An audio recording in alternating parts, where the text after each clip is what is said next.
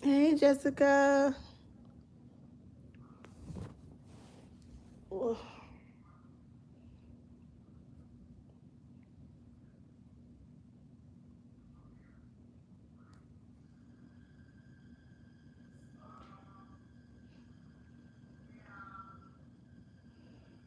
Wait for people to come in here. I am sick.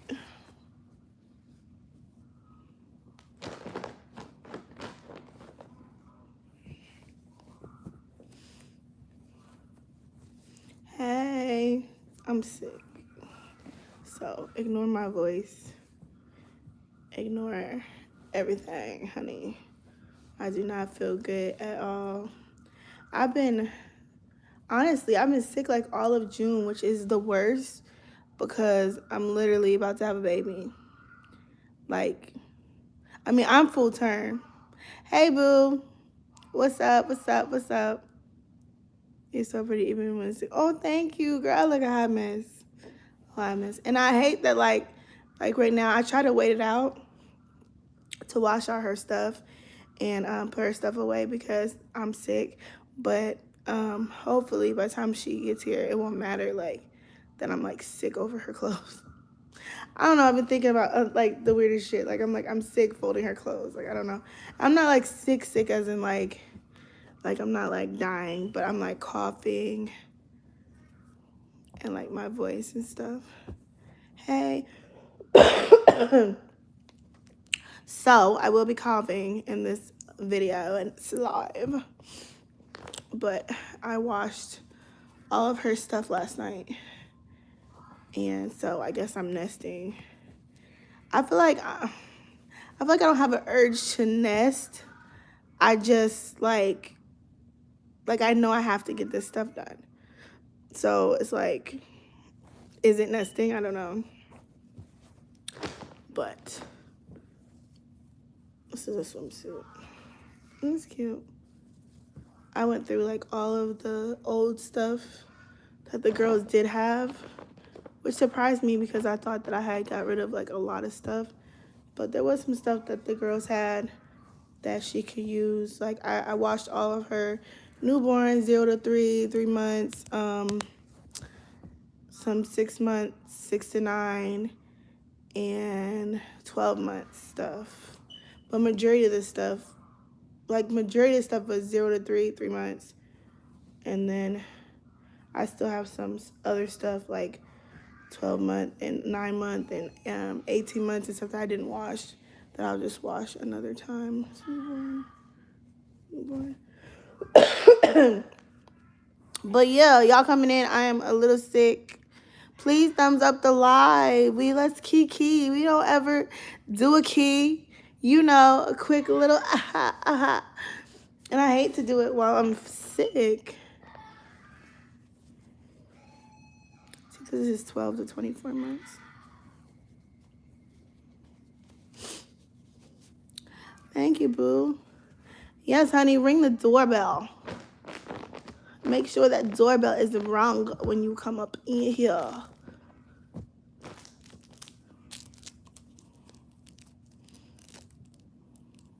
Thank you, Mammy. Mammy Amanda, you have a business, right? Like a restaurant, right?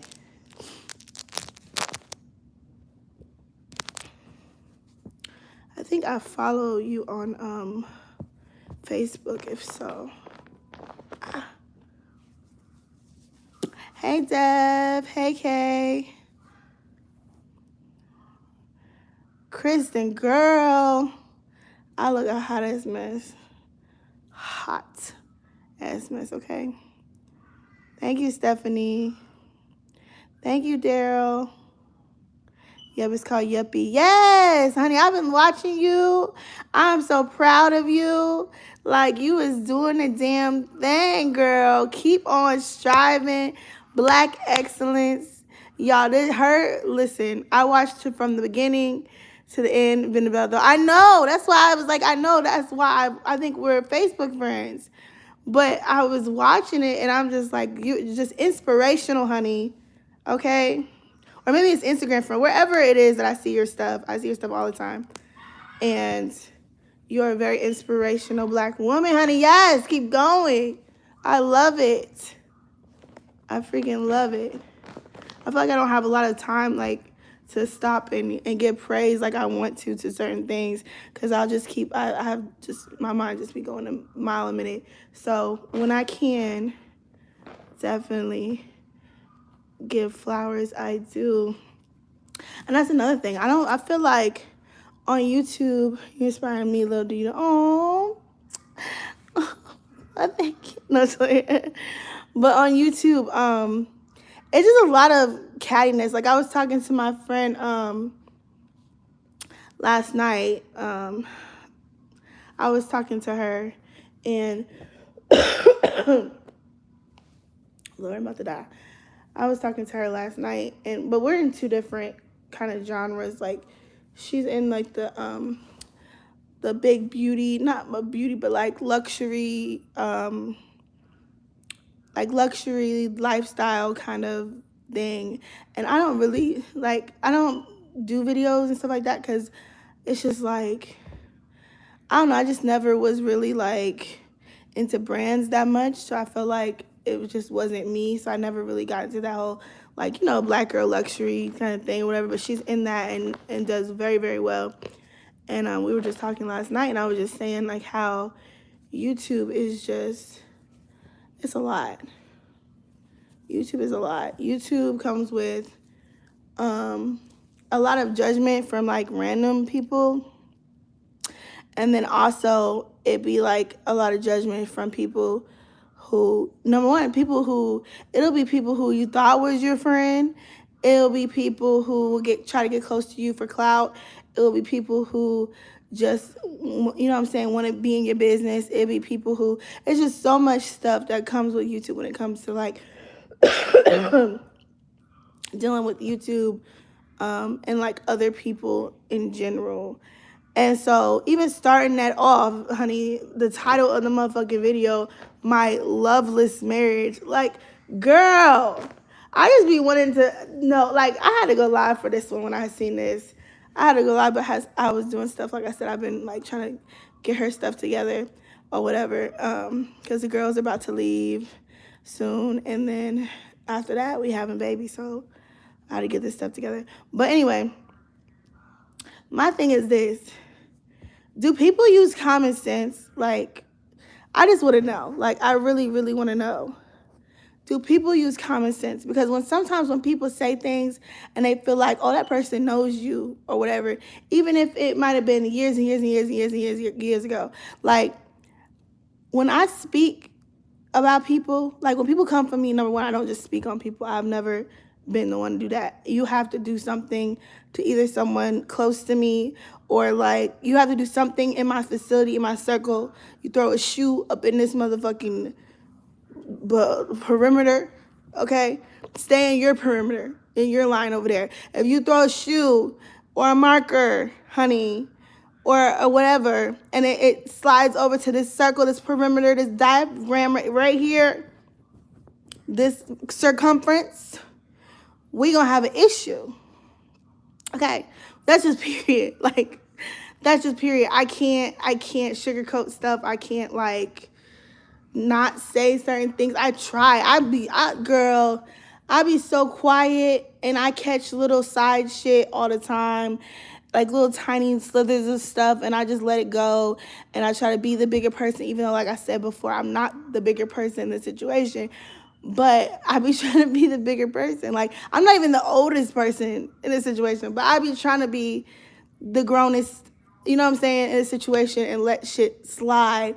But it's like, why keep dipping back and then acting like a victim after you dip back and get dragged? Like, shit doesn't make sense to me. It just don't make no sense to me. Why play victim after you continuously poke the bear, poke the bear, poke the bear, poke the bear?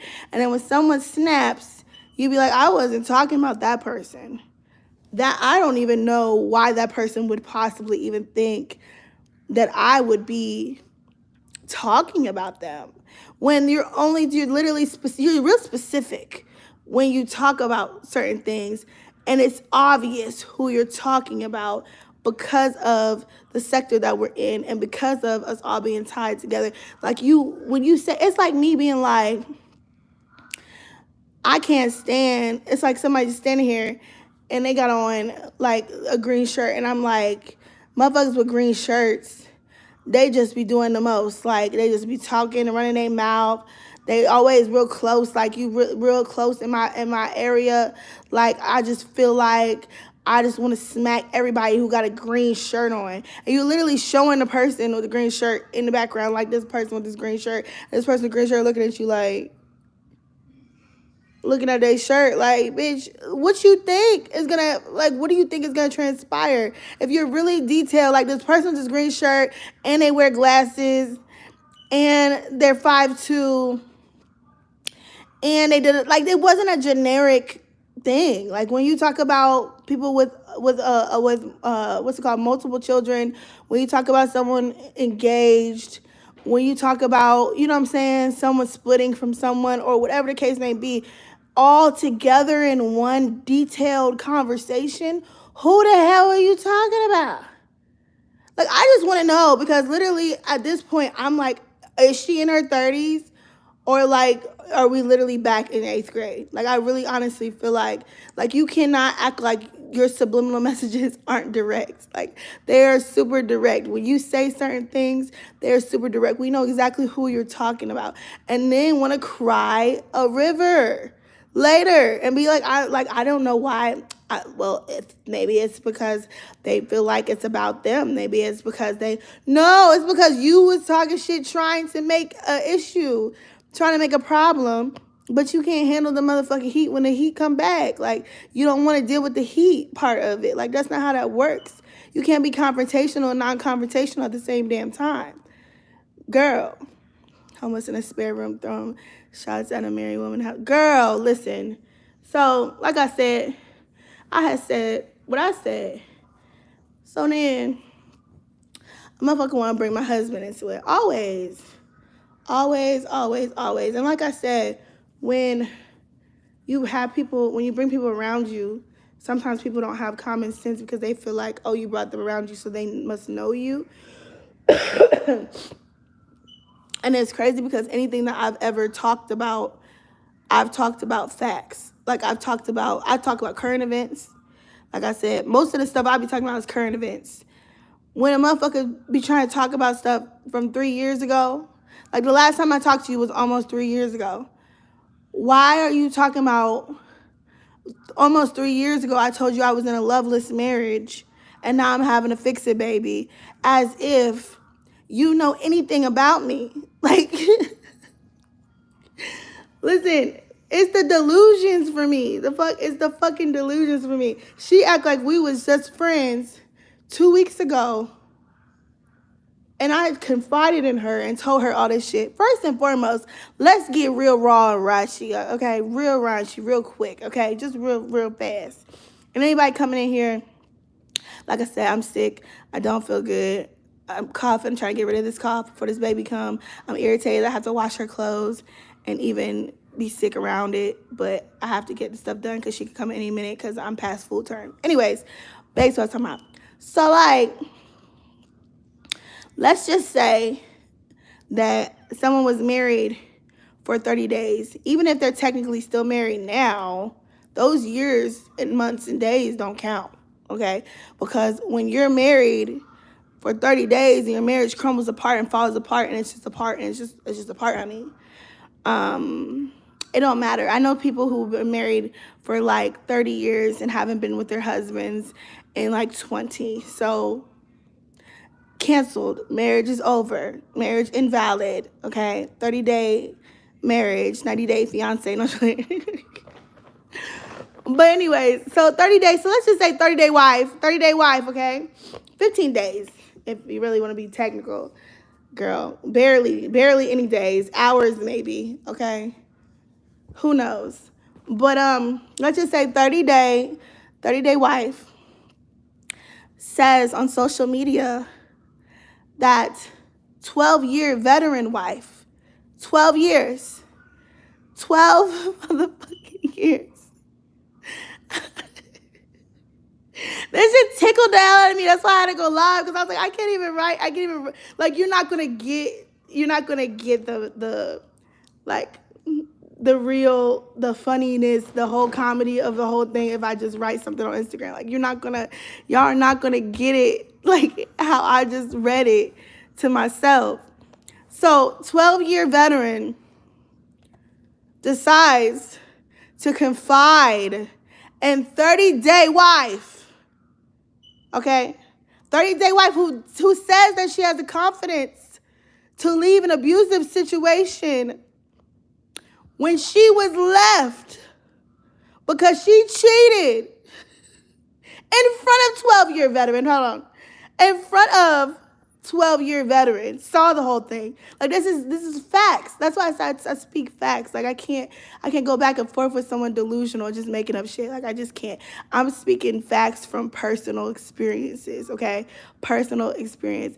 30-day wife says that 12-year veteran decided to confide after seeing 30-day wife, okay? Shake ass, motherfucking get filled up like a balloon with random stray sperm out here in these Houston streets.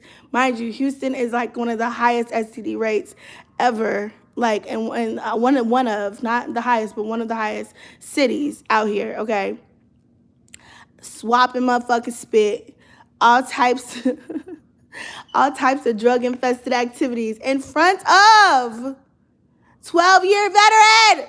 In front of. But me at the time, like I said, we was cool. So it wasn't like I can't judge you. I don't judge people when I first see something. If you gonna do that, whatever, you gonna do that. What they say on TikTok? The nigga was like, if your friend's a hoe, would that make you? She said, a pimp. And we have a sale going on right now. Girl, that's how I felt. That's how I always feel. If something going on around me, that ain't none of my business. That don't have nothing to do with Kirsten, this vajazz down here. She is covered and blessed and highly favored, okay? Like, my karma and what I know, what goes on with my body and what I do with myself has nothing to do with the next motherfucker want to do. You know what I'm saying? And this is 30-day wife. So I'm thinking me a 30-day wife. Like, I was so excited to be married and so excited to be, you know what I'm saying? Like, I can just, but I was also 19 when I got married. So there's that. But it was just totally different. Like, the atmosphere was like totally different. This was like her, what's it called? Her bachelorette party. Like, at this point, this was her bachelorette party, okay? You still got your kisses. That's the part right there. Hey, Kels. But yeah, like, that. This was her bachelorette party at this point. It was like, it was before you got married, but she was already married, so I'm confused. My confusion is how she says someone always comes for her, but she literally shaded Chrissy proposed and ring. I don't know. Exactly. And then said... she didn't say anything about it. She said I wasn't talking about her. If people just take things that I say and get offended, what? Someone sent me the clip of the motherfucking live last night. If somebody gets offended by what I said, what do you mean? The only thing you didn't do was put a name on it. Everybody knew what you was talking about. Like, how can you be so dense? Like, I just don't understand what be up there sometimes. And then she killing the brain cells, doing more drugs and talking about nodding off. What? You can't even compare the two. Like it's very obvious that you're over there on drugs. And then to be like, didn't your husband do drugs? Well, Miss Ma'am, wouldn't that give me the right to tell you shouldn't do drugs? And then you keep talking about past tense. Baby, that was like 6 years ago. What the hell? Wouldn't that give me the valid? That's why I said 12-year veteran. I done been through some shit. I'm not saying I ain't been through no shit. You know what I'm saying? I'm saying I'm here to testify and help motherfuckers. So if I say don't do drugs, maybe I know some shit. The fuck? I'm confused. Like, it wasn't even She thought it was like an under table, like you had got me. Like, girl, you just giving my credentials, honey. That's what it means. That's what it means when I said don't do drugs. Yes. Don't do them. That's not gonna make me stop saying don't do drugs. Anyways, so 30 Day Wife said that 12-year veteran, 12-year married veteran, now then been with this nigga for over 15 years, okay? Based on my adult life, half of my life, okay, let's just say that half of my life I've been with the same man, the same peen, the same everything, okay? Half of my life. So you're telling me that I took advice from 30-day wild ass hippopotamus looking ass bitch out here in these YouTube streets being very reckless in front of my eyes, and I decided to confide in you and tell you how I was in a loveless marriage and my husband does not love me. It's just killing me. It's killing me because I'm like, why do we have to? Oh, let's go back in the past then. Let's just go back in the past. Since you want to go back 3 years, let's just go back 3 years. Why the hell would I confide in you and talk to you at all about anything marital when you can't give me anything? You can't give me no advice. You can't give me what to do in a situation if a man, You haven't been in a relationship long enough for you to even be able to tell me anything about my relationship. So what exactly would I get out of telling you or asking you or talking to you, of all people, about my nigga? Like, I don't understand. I don't get, on top of the fact that I didn't even trust this bitch. Okay? So what would make you think that we was besties and I would tell you anything? Like I said, I done been through some stuff. That's common knowledge. Like, everything that she talks about is common knowledge. It's stuff that I put out there in my life and I put on social media and stuff. Like, that's fine. Like, okay, that doesn't hurt my feelings because I put it out there. And I honestly put it out there to help other people. Because like I said, 12-year veteran could give a whole lot of advice about how to keep a man in a family. Okay? One man, one pillow, one ring. Well, two, if you count your set. All right? One penis. My husband don't cheat. I don't know what. I be seeing people, sometimes people be like, oh, Denise, you know, you win. When did I say that? Y'all be taking titles to heart. Because when exactly did I say I walked in and I seen this nigga? Let me stop. When did I say all that? I mean, I know some people who said some shit. Like I said, that's why I said let me stop. Because I know somebody who done dragged a whole motherfucking lot on YouTube about how her husband cheats and all this other shit. Just like she said she left and ran. Girl, you did not leave and ran. You got ran from. You got ran from. As soon as I posted, as soon as I went live, I said, you don't want it. You don't want these problems. Back then, who was on that live? I said, you don't want these problems. Leave me alone. I don't like to go. I don't like to do this. I don't want to mess up your happy home. I don't, you know what I'm saying? This was the beginning. This is the very beginning, y'all. Correct me if I'm wrong. If you was in that live, let me know. I literally sat there and I kept saying on the live, I don't want to do this to you. Please just let it go. Please stop talking about me and my family. Please just don't do it. I hadn't said nothing about the drugs yet, but then I ended up saying something about the drugs because she had me fucked up. And then she took it and ran with it and said, well, don't we all do drugs? What? What? Girl, and it acted like she had said something, like she had told y'all that she was the one who had told y'all about it. Like, girl, I told y'all she was on cocaine.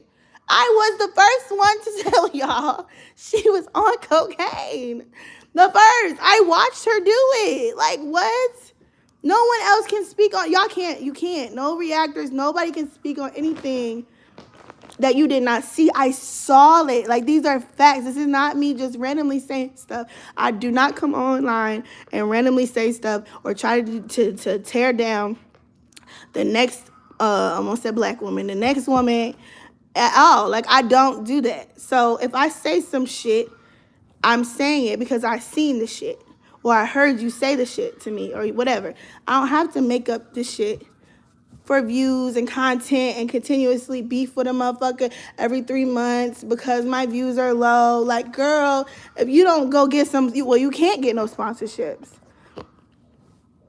That's the sad part. I told y'all a long time ago, she don't know how to deal with YouTube. She does not know the business side of YouTube. She just got lucked up with the views because of drama. Once the drama subsides, the views subside. She's seeing that now, so she's trying to stir up more drama with Blanket and all the festivities that are going on over there right now. The drugs, the woe is me, I'm so sad, I'm over here, am I here, am I there, am I anywhere, Sam I am. Girl, nobody gives a fuck, okay?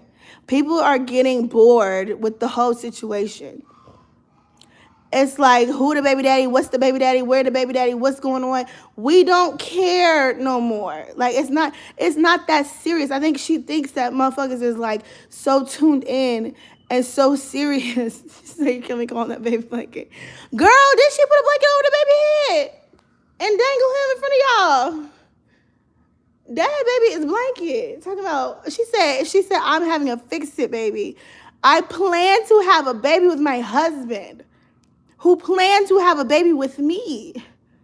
I did not go find a homeless man to go impregnate me for YouTube views or for a light-skinned baby with pretty eyes. I never did that. That wasn't me. Wrong YouTube mommy. Wrong YouTube mommy. I plan, again, 12-year veteran, 12-year married veteran, planned to have a baby with my husband because we have 2 other children and I want them to be close enough in age. And I also do like a 4-year gap. Me and London are 4 years apart. London and the baby are going to be 4 years apart. So I think that that's a good time to start, expanding your family unit. But people, grown people, married people, people in committed relationships, you know what I'm saying? People with goals and values and morals, people like that. Those are people who have steps and things like that. That's how that works. Like, you know what I'm saying? You get engaged, you have these steps, you're getting married, there's stuff like that. Like, people have goals and things set into place, how they want to do this. They don't just have random stray babies out of nowhere. You know what I'm saying? Like, that's not what normal people do. Like, normal people try to kind of plan their life out. So how 3 years later, 3 years after talking to you, did you decide that I had a fix-it baby with my husband? I'm just confused. Like, I just don't understand. Like, I really don't. I did not get that part. I was so confused. I'm like, well, maybe she's just trying to, like, kiki with the trolls. Like, maybe people are in her DMs like, yeah, y'all really putting a battery in this bitch bag, making her look even stupider than she already looked. You cannot compete with anybody that you go back and forth with. You think you can. You think that you can, and that's what's funny as hell to everybody involved and everybody watching. The fact that you have the balls to think that you compare and you can compete and you can go back and forth. You can't. If I was you, if I was in that situation, I would be quiet. And I've said this multiple times. I would have nothing to say to nobody. I wouldn't talk to nobody. I would be focused on what I need to focus on and, you know what I'm saying, get my children back, doing the things that I need to do, leveling up, bossing up, okay? All of that. Elevating, not hustling backwards like she said I was doing. Me. It's the delusions of me. She might as well call me a white woman at this point. You might as well call me a whole Caucasian female. Call me Karen. Please just call me Karen, because at this point she done called me so many things and said so many things that is not true and don't have nothing to do with me. It's not even in the equation of my life. So you might as well just, I'm a donkey at this point, bitch. I'm not even my own race and motherfucking species. I'm a damn donkey. I am a rabbit. On top of being a predator, on top of the fact, like I said, a homeless man that was on drugs, that said he fed you drugs, that has a history of being a predator. And to little boys at that, and to have a little boy, to then say little boy had Down syndrome, to then never touch on that subject ever again, is very strange. It's very strange, and it's giving everything is for a view, and it's disgusting to me. And the reason that I just be real quiet, no, bye, bye. The reason that I be real quiet, honestly, like I said, I let the shit go. I mean, motherfucker can embarrass themselves by themselves. They don't need no help. There's no, I don't need to say shit, honestly. But I'm saying, like, when certain stuff is said, little tiny shit, is trying to, like, you know what I'm saying, slide in there or whatever. I don't say shit because, honestly, before this situation again, this every 3 months, every 6 months, this little situation on Instagram, I didn't say, I have not said shit. I have not said anything. I have not thought of anything. I have just been focused on my new bundle of joy coming, getting her stuff straight. You know what I'm saying? Like I said, any day now, like I have stuff that I have to focus on and deal with. But another thing was I felt bad. Like, not felt bad as in I would come on and be like, oh my God, we just need to be friends again. I just feel so bad for her. I just want to give her a hug. No, if I ever see that bitch ever in my face, I'll bop her upside her head. And I swear on my life and on my children's lives, I hope that I'm never in a room with her because it will not be cute whatsoever. I just feel bad for somebody and still smack them into next week. Okay? That's how I feel about that. But I do feel bad because it's like karma. I didn't expect karma to hit what I do, Kim. I didn't expect karma to hit that hard. She didn't eat those dogs and shit. Lord, what? I didn't expect karma to hit that hard at all. So it kind of like, it shocked me. I know it shocked her. It shocked me. It shocked everybody. Mariah, I'm not playing with you. And you keep coming right here. And then you went around into my room and came out the other way when I told you to go away. Why would you come through my room when I told you to go? Go back the way you came and go. Now. I'm trying to talk to y'all and she's trying to be in the cut. Like, girl. Anyway, yeah, I didn't expect karma to come that hard. Like, damn. No. Go back. Mariah, don't make me mute this. Yeah, I did not expect karma to hit that hard. So it kind of took me aback a little bit. Like, I can't even laugh at this no more because karma might spin the block for me. You know what I'm saying? Like, shit, I might... Excuse me. I might lose my husband and kids. Like, you know, like, anything can happen. Pregnancy is going great. Look, I can't talk. Besides being sick and coughing and stuff.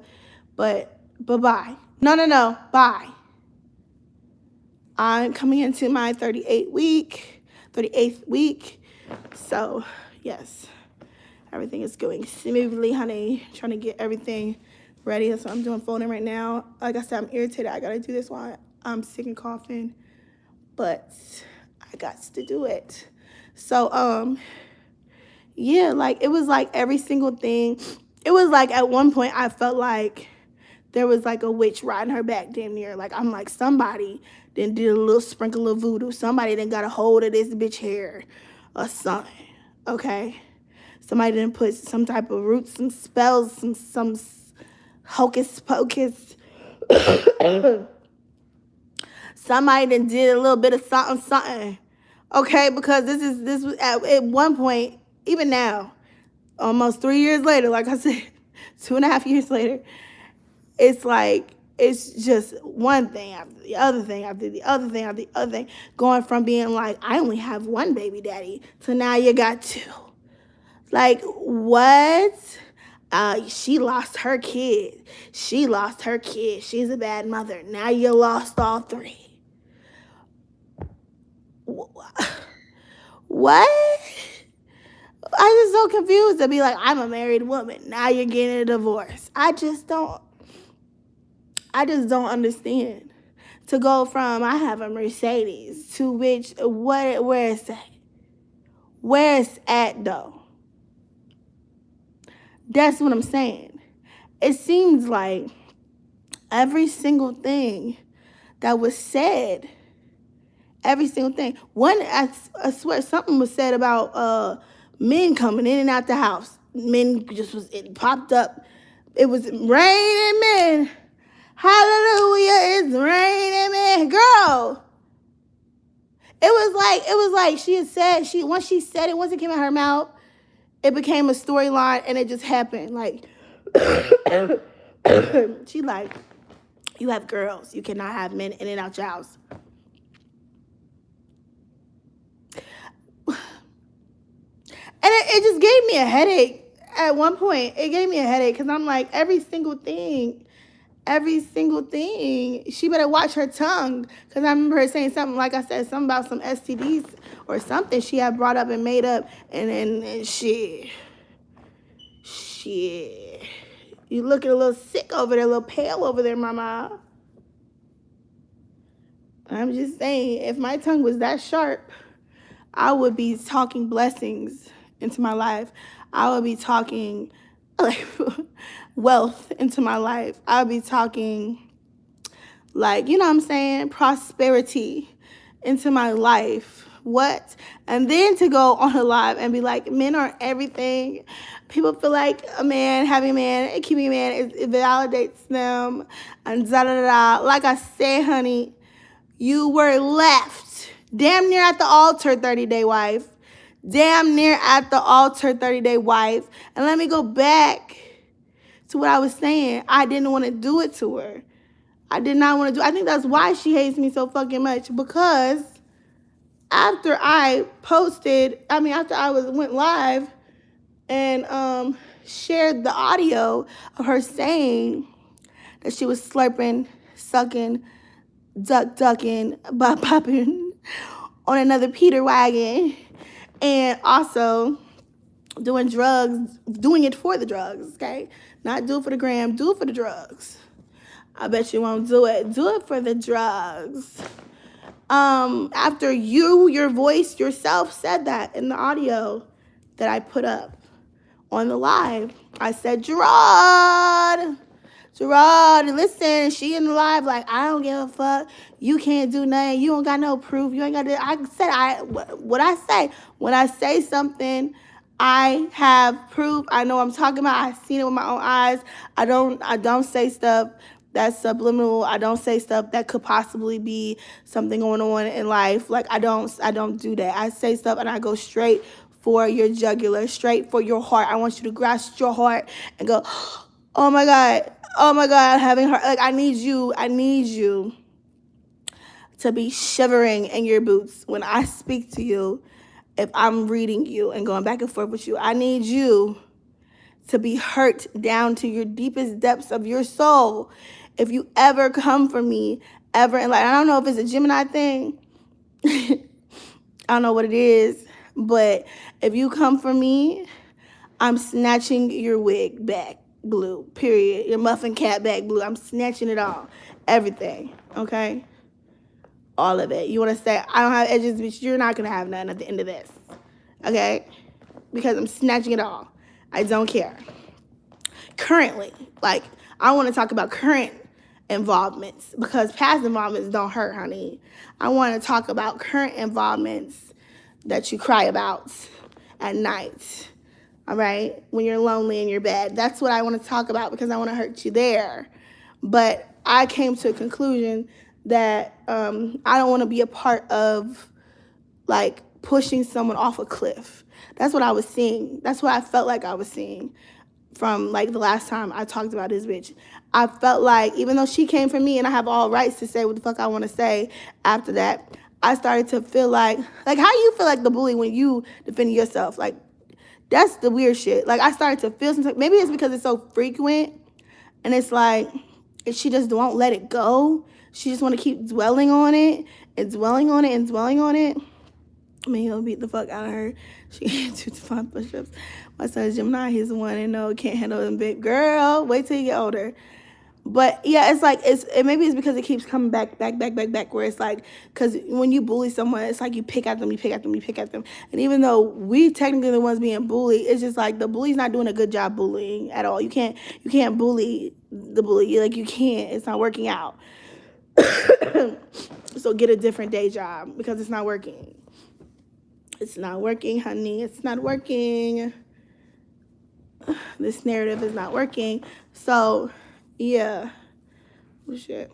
When I had played that audio, he left her. He left her right there. He left her with a rent-to-own property that she swore she owned, because capping is one of the biggest things. Lying is one of the biggest things she loves to do in her spare time. So she told y'all that she owned. She told y'all that she owned the house when it was, I guess, a rent-to-own situation, and supposedly her mother is a realtor. So I don't understand why she didn't give her advice about the situation that she was in. But apparently once he left, you couldn't afford the rent-to-own anymore. That's what it looked like. Now, that one I don't have facts on, but that's what it looked like, because as soon as he left, it was struggle, and then run to Dallas, try to get my man back. Man doesn't want to come back. So I'm gonna make his life hell, and I'm gonna stay there, and I'm gonna get involved with another man who I said, don't bring men in and out your house. Don't bring random straight men in and out your house. But I'm gonna start there. That's where it all began, and I feel like she must have some type of hatred towards me. Like I must have kick-started this motherfucker whole spiral. But listen, it's been 2.5 years of spiraling out of control in your 30s. At what point do we let it go? Like, at what point? It's like, I said what I said, I did what I did, I played the audio, your husband left you, you said you had the confidence to leave him. When was that time that you left? I don't know. We don't know. We never saw that. We saw your husband leave you. He dipped out when you were cheating on him with a short Mexican man. He left you. So I don't know what this whole newfound like confidence in like, oh, it's so hard to leave an abusive marriage and you have to be stronger. Like, are you getting ready for a new storyline? Like, are you done with the drama and now you're trying to like reel in the people who weren't there 3 years ago, 2.5 years ago, whatever, and now you're trying to like repaint some shit? You can't repaint. The paint is already chipped, bitch. You cannot repaint it. You're gonna have to prime it down, get some sandpaper, you know what I'm saying, some of that clear coat. Like, you cannot repaint it. We seen it. We seen what happened. He ran. And he ran quickly. In a hurry. He ran fast, okay? He did stay for a couple months because y'all had a little storyline about him, what's his name? Little Mexican bae, about him coming out there or whatever, and she's trying to make it like she don't know what she's talking about. Whatever fuck you told him behind closed doors, it had him complacent for like a couple of months, but then he started to realize like, nah, really, like she really out here hopping on dick, and I gotta get out of here. I tried to warn him. I tried to help out in the situation because she just kept on talking about me. And wasn't talking about herself. Like, you can't do that. You cannot do that. Don't do it. But I gladly talk about me and my problems and my issues. But one thing about it, my husband loves me. My husband has always been by my side. My husband has always, even when I try to push him away, has always been by my side and trying to make sure that this shit works here. And one of the reasons is I feel like he didn't really have that. And I mean, I didn't either. My dad wasn't around or whatever, but I had my stepdad to fill in the void there. And my parents have been married 25 years now. So I kind of had a vision of like, you know, a happy home marriage, whatever. And he never wanted that for his children. He didn't, well, at the time it was just Mimi. But, oh no, it was Mimi in London. Yeah. But the first time he ever pissed me off was Mimi. I think we got into it twice. It's only been, that's the other craziest thing. We have been married for 12 years in December and only got into it twice to the point where I have ran. Me, that's the motherfucker who leaves. I ain't never been left, honey. I don't know how that feels. I do not know how that feels. I will love a motherfucker from a distance. I will make it to where tough love. And then especially after the first time I realized that I could survive on my own, because I didn't know, because like I said, I got married at 19. First time when it was the drug allegations, oh my God. Like, people don't really stray into that. And also, the way that my husband fell victim to stuff, it was totally different than what the fuck she got going on over there, okay? Over there, I feel like it's a whole depressed state, but it can't even be that, because when I seen her do it, she was happy to do it. She was happy, she was married, she had her kids, you know what I'm saying? She was excited, okay, when I seen her do it. But that's not saying you still can't be depressed behind closed doors and people don't know what you go through, you know what I'm saying? So she could have still been depressed, and that could have still been a factor as to why she decided to do that. But per what she said on a live was that she's been doing it since she was a teenager. So I'm trying to diagnose depression and trying to make it like, oh, maybe that's what where the drugs come in, but who knows? So anyway, my husband was prescribed. So if anyone does not know, he was in the military serving our country, and prescribed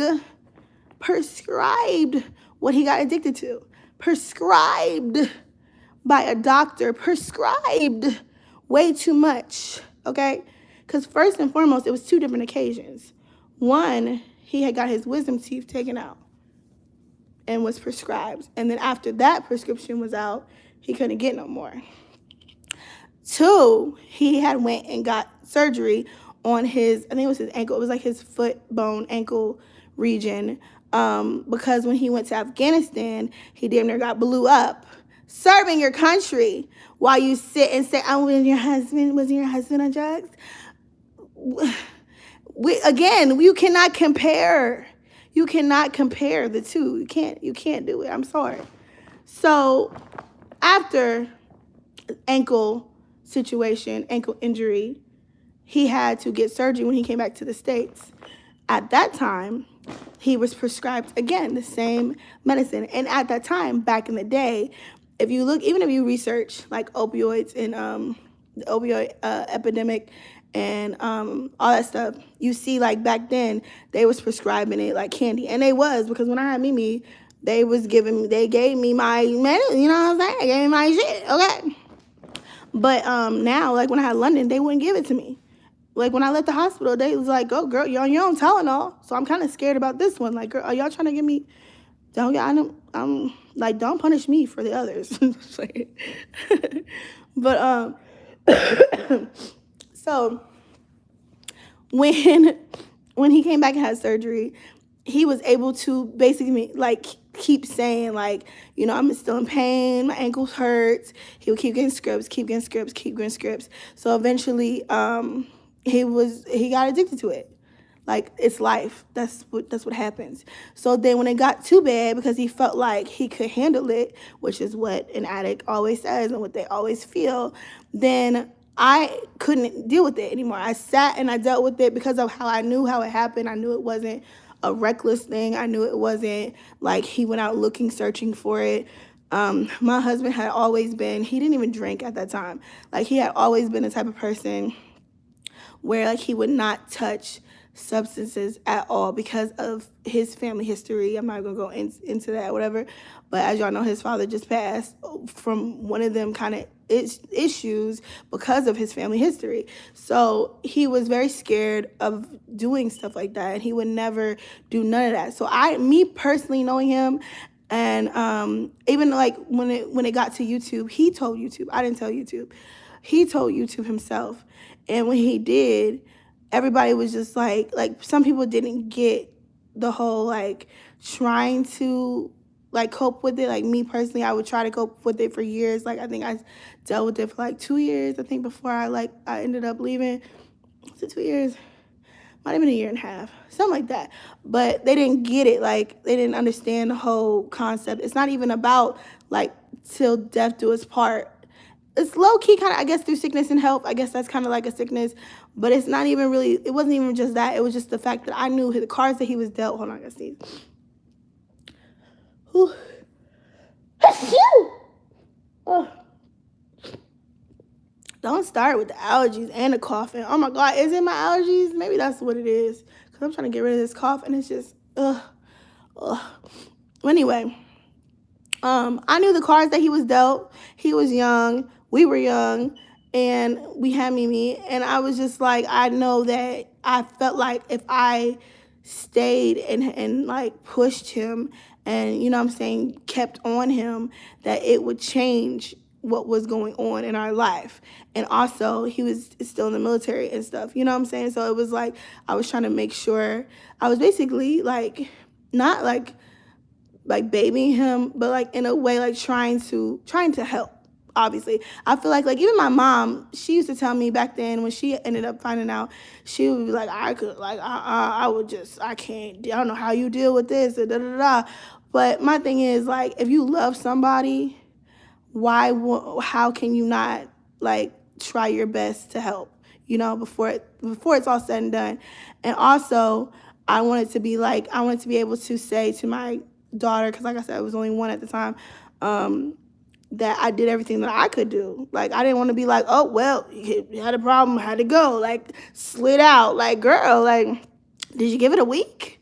Did you give it a month? Like Jesus, you know, like he could like, okay, had a little problem, had a little slip up. Like it wasn't like he was cheating. Girl, okay, like calm down. But yeah, so I wanted to be able to know that I tried. You know what I'm saying? To know I tried. So by the time he had ended up getting out, and he ended up getting out on a medical discharge. So when he ended up getting out, what are you doing, designer? Get away from there. I went and, well, I still stayed around for like a month after he got out, a month or two. But he wasn't showing me any type of like, what's the word?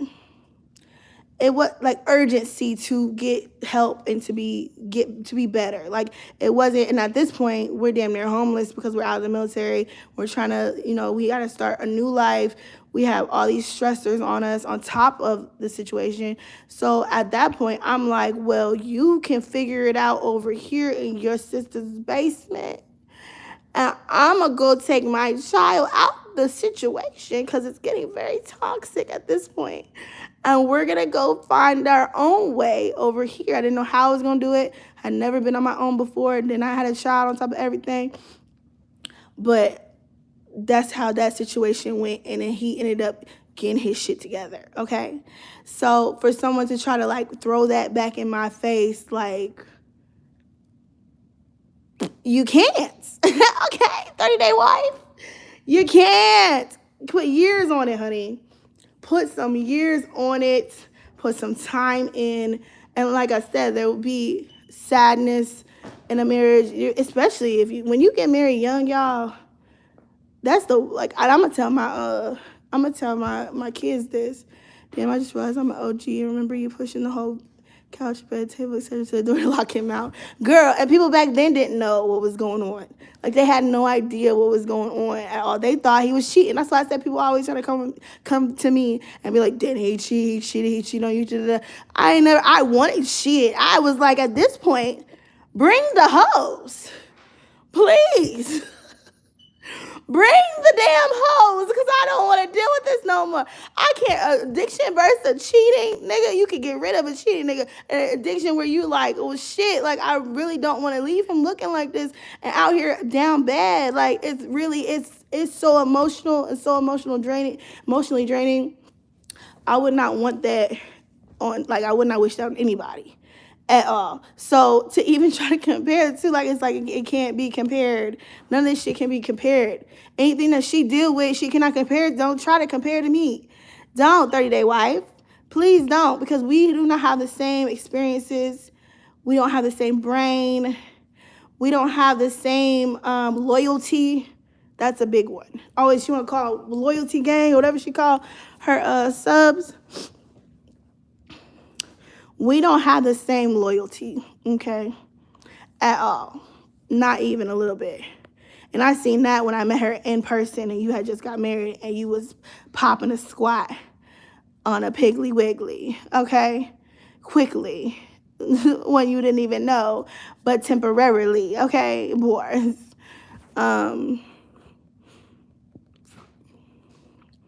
Did you say blanket? Girl, yes. She was dangling a blanket over that baby. That baby, it is summertime. It is like 100 and some degrees. Why do you have a blanket over this baby face? Like, she, at this point, she acted like she was motherfucking, like a real celebrity. Like, y'all was paparazzi in the bushes and shit, trying to see this baby face. Like, girl.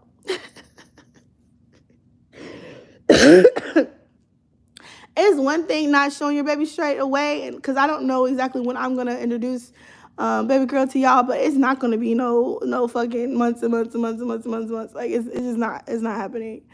It's not at all. But that's just, I feel like when you have a bonding time, like when you have a newborn, like with London, I think I waited like a couple weeks before doing her like reveal and stuff on YouTube and stuff.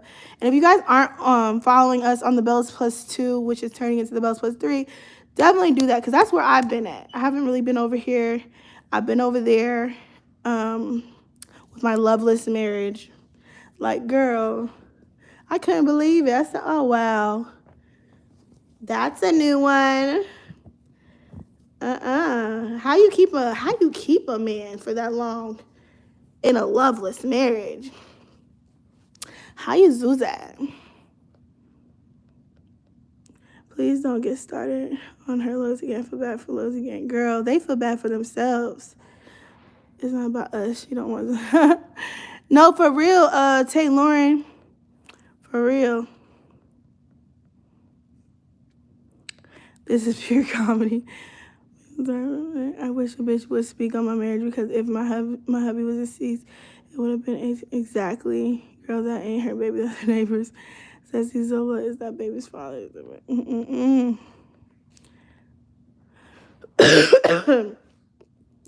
Noelle, yes, you have to spin this live back when it comes up. I mean, when I get off of here, spin this live back so you can kind of get a little bit more history in the shit, because it's just too much. It is too much. I've only met her once in person, and that was enough. Because when I met her in person, I remember telling Chrissy, like, she's totally different than, like when I talk to people and when I'm on live, when I interact with people, text message, it don't matter, lives, FaceTime, it don't matter. You get what you get. And everyone who's met me in person knows that. You get what you get. Like, I am who I am. She is who she is. Like, that's just it. But it was like, maybe she felt like she didn't trust us enough to, like, let us in on stuff, like, in the group chat or something. Because it was like, as soon as we met her, it was just like, rawr. Like, it was a lot. It wasn't even no warning. Like, you didn't even say, Mariah, no. Go on. Go on, Mariah. Okay, I see it. Is London asleep or something? I knew she was, because it's quiet. Great, thank you. I'm on the live. No, you cannot. Goodbye. No. I want you out of the way, because I'm having a conversation. That has nothing to do with you. Thank you. Thank you. Girl, you keep on talking to me.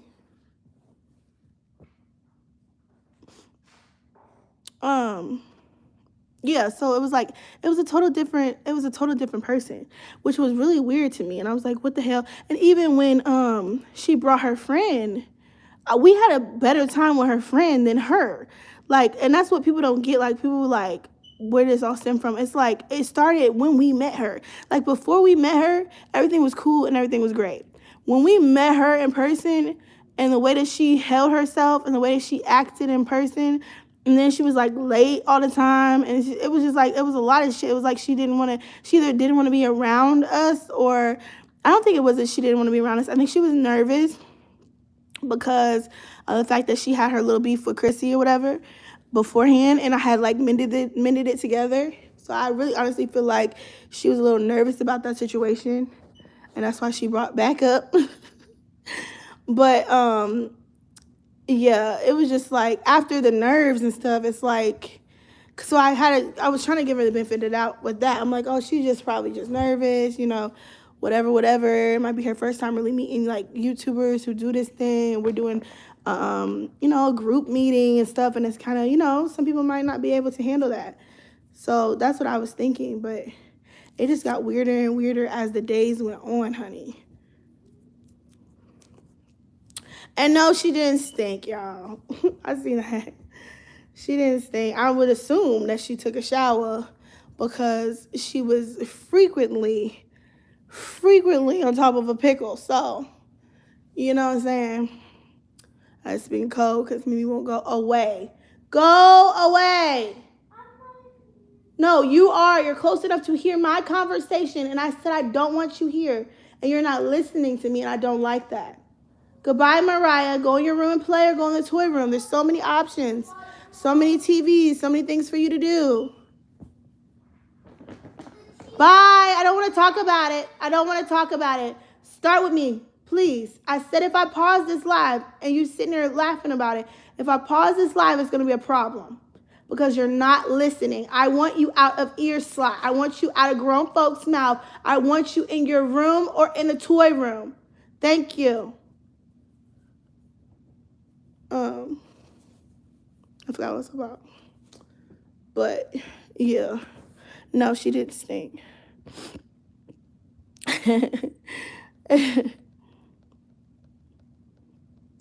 No, girl, she's not listening today. I don't know what's going on. Can we get more likes? Please and thank you. Can we get to like 400 likes, please?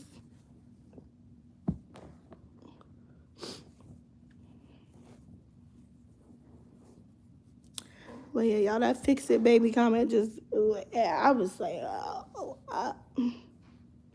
are we friends right now? We must have conversations. We have conversations. I talk to you about what's going on in my life right now. You know what's going on. No, because I know for a fact that you had a baby with a homeless man. You could not possibly know anything about my child and anything but the fact that me and my husband planned my child. You could not. There's nothing else that you could. Like, there's literally nothing else that you could possibly know. But I know that you had a baby with a pedophile. I know that. Like, I know that for a fact. I know that. Like, I do. And that's currently, right now. Like, currently, he has 2 parents who are bonkers. And I know that now, like, right now. Right at this minute. 2 liars. 2 druggies. Like, I know that. We all know that. That's what I'm saying. I don't understand. So it was just weird to me to even see that. I'm like, girl, we don't want to talk about babies.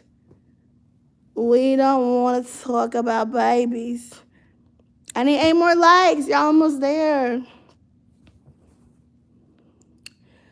Oh, does a homeless man leave you? Girl, I don't think he would have left, though. I don't think he really wanted to leave. That's one that she could have kept. Okay. Now, that's one that she could have kept. Because he was kept. So he would have... Hey, Lex. He would have stayed around because he was kept, okay? That's the only type of man that you could keep. Is a kept man. That is it. And how are you a YouTuber and you don't have enough money to go to court for your children? I told y'all a long time ago, I said that she has no business savvy or anything. That's like, I think somebody was talking to me about Somebody talking to me about making it a business, getting brand deals. I forget what, she was just being like nice or whatever, but it was funny to me because I'm like, girl, do you know who you talking to? Like, I worked with big brands, big brands. Like, I worked with Disney. I worked with Hallmark. Like, I worked with very big brands. So that's another reason why I really love this channel, because I can do what I want over here and like be authentic, and I say whatever the fuck I want to say. I can curse, I can do whatever. And then when it comes to like my brand, it's not tarnished. How she has one brand, she's tarnished that brand, she's dragged that brand, and cannot get any of that brand to be a brand, because it's not a brand at this point. It's just drama. No company is going to want to put their face on that. No company is going to want to back you on that. You should be getting baby items. You should be getting constant emails. Like, my emails are flooded. You should be getting constant emails trying to work with you so that they can push their product or their baby product or whatever product, makeup wise, or whatever is on your platform, so that you can push it to your audience and your viewers and get another bag on top of, as there's no reason why at all that she didn't have $400. Okay? At all. Like, no reason whatsoever, especially at that moment, at that time. At that time, I think she was getting like 30K views per video because of the drama. So, like, what? You didn't capitalize off of that? You didn't, like, girl, I ain't got time. Listen, y'all know I'm a YouTube manager, so it be flustering me sometimes seeing stupidity and dumbness. But the thing is, she cannot capitalize off of drama. You can't, like, make that into marketing, because companies don't want to deal with it. They don't want to have anything to do with it, and they will shun you and will put you on the motherfucker list. Like, no ma'am, too ghetto, will not work with you, okay? Won't do it. So you never want to be unbrandable. You never want to be unmarketable. You never want that to happen to you, because at that point, you're going to just be surviving off of AdSense views. And AdSense views is basically how many, how many ads it was based off of how many ads you put on your video. And most content creators will put, like, every 2 minutes, every 3 minutes, they'll put an ad or whatever on there. So when you see that, that's them getting ad revenue from you watching their channel or their video.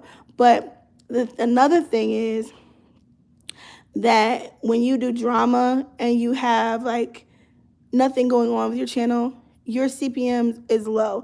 And the CPM is basically the number, like, say it's like $5 per 1,000 views that you get per video. So if you get 10,000 views on a video or whatever, and your CPM is low, if it's like $1, honey, you're not making no money. Even if you get 10,000 views, you're not making no money. So if you get a video where it's not about drama, and you're doing maybe like cooking, or you're doing something like, Dollar Tree haul, you're doing something where it's like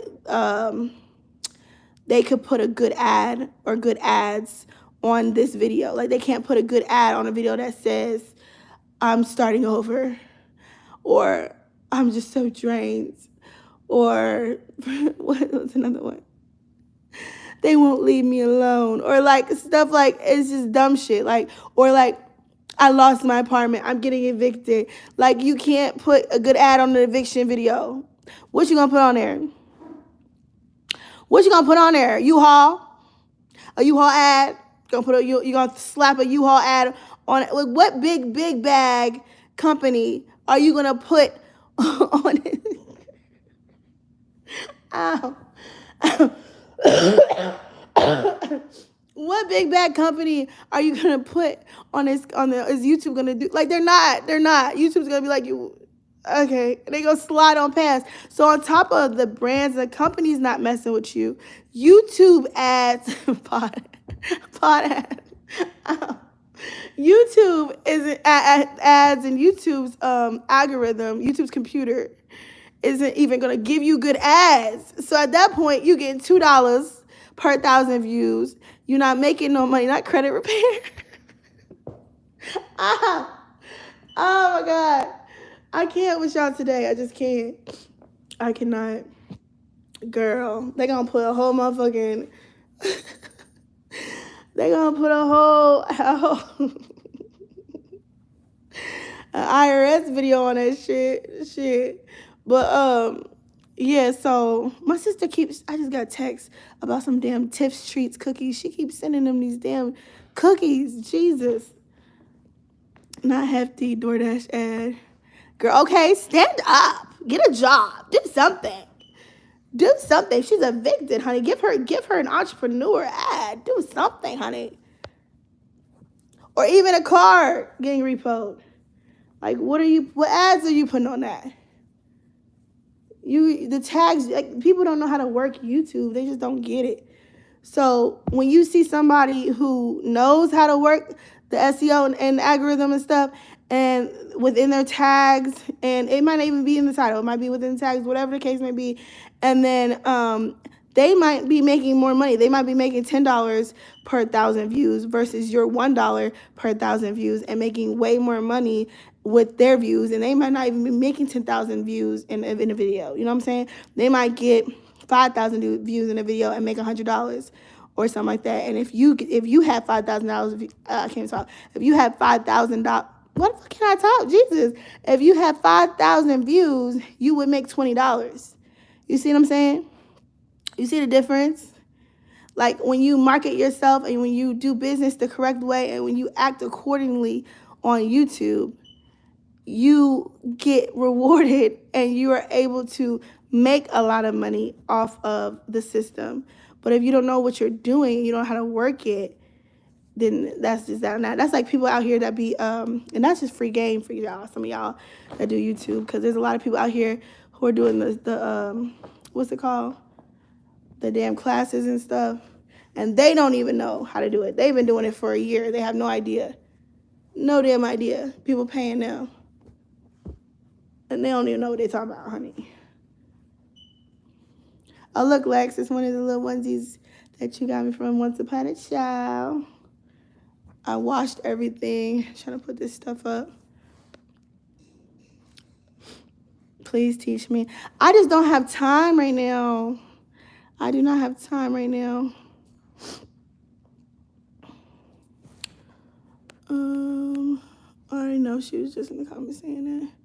Talking about Chrissy moving, girl. Did she forget her 1511 moves when she... Girl, she said something about her moving. Like, my thing is this. If it don't have nothing to do... I didn't, like... oh, my God. It irritates me because it's like, if it don't have nothing to do with your life is in shambles. Shambles. Don't you know that? Are we the only ones that recognize this? Are we the only ones that can recognize chaos and toxicity? Like, I don't. Your antenna's not up. Obviously not, because her antennas weren't up with Zolo. She said God sent her that man. Again, 30-day wife, was still married, had a baby, married, but wants to talk to 12-year veteran about loveless marriages. Okay. All right. Who's going to hell in this situation? I just want to know. Who is going to hell in this situation? I just want to know. I want to know. Her seat is reserved, honey. Your seat is reserved for all eternity.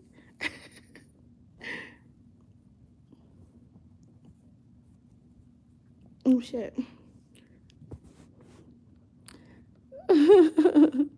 I can't wait till you give another class because I'm taking it. My YouTube channel is doing so well because of your mentorship. Liv should have taken your classes too. Thank you, Tawana. And girl, she don't know how to take advice because I gave her advice. I gave her free game. I sent her and everybody else when we were in a group chat. I sent them the thumbnail classes I was doing. I literally gave her free game and would talk to them about like sponsorships and things that you didn't know. Because another thing is when we help each other, were able to make more money also, because these companies, if you're going to take $200, if you're going to take $100, if you're going to take free hair for switching promotion, doing promotion for them, they're going to take that. And then they're going to go to the next YouTuber and expect that YouTuber to do the same thing.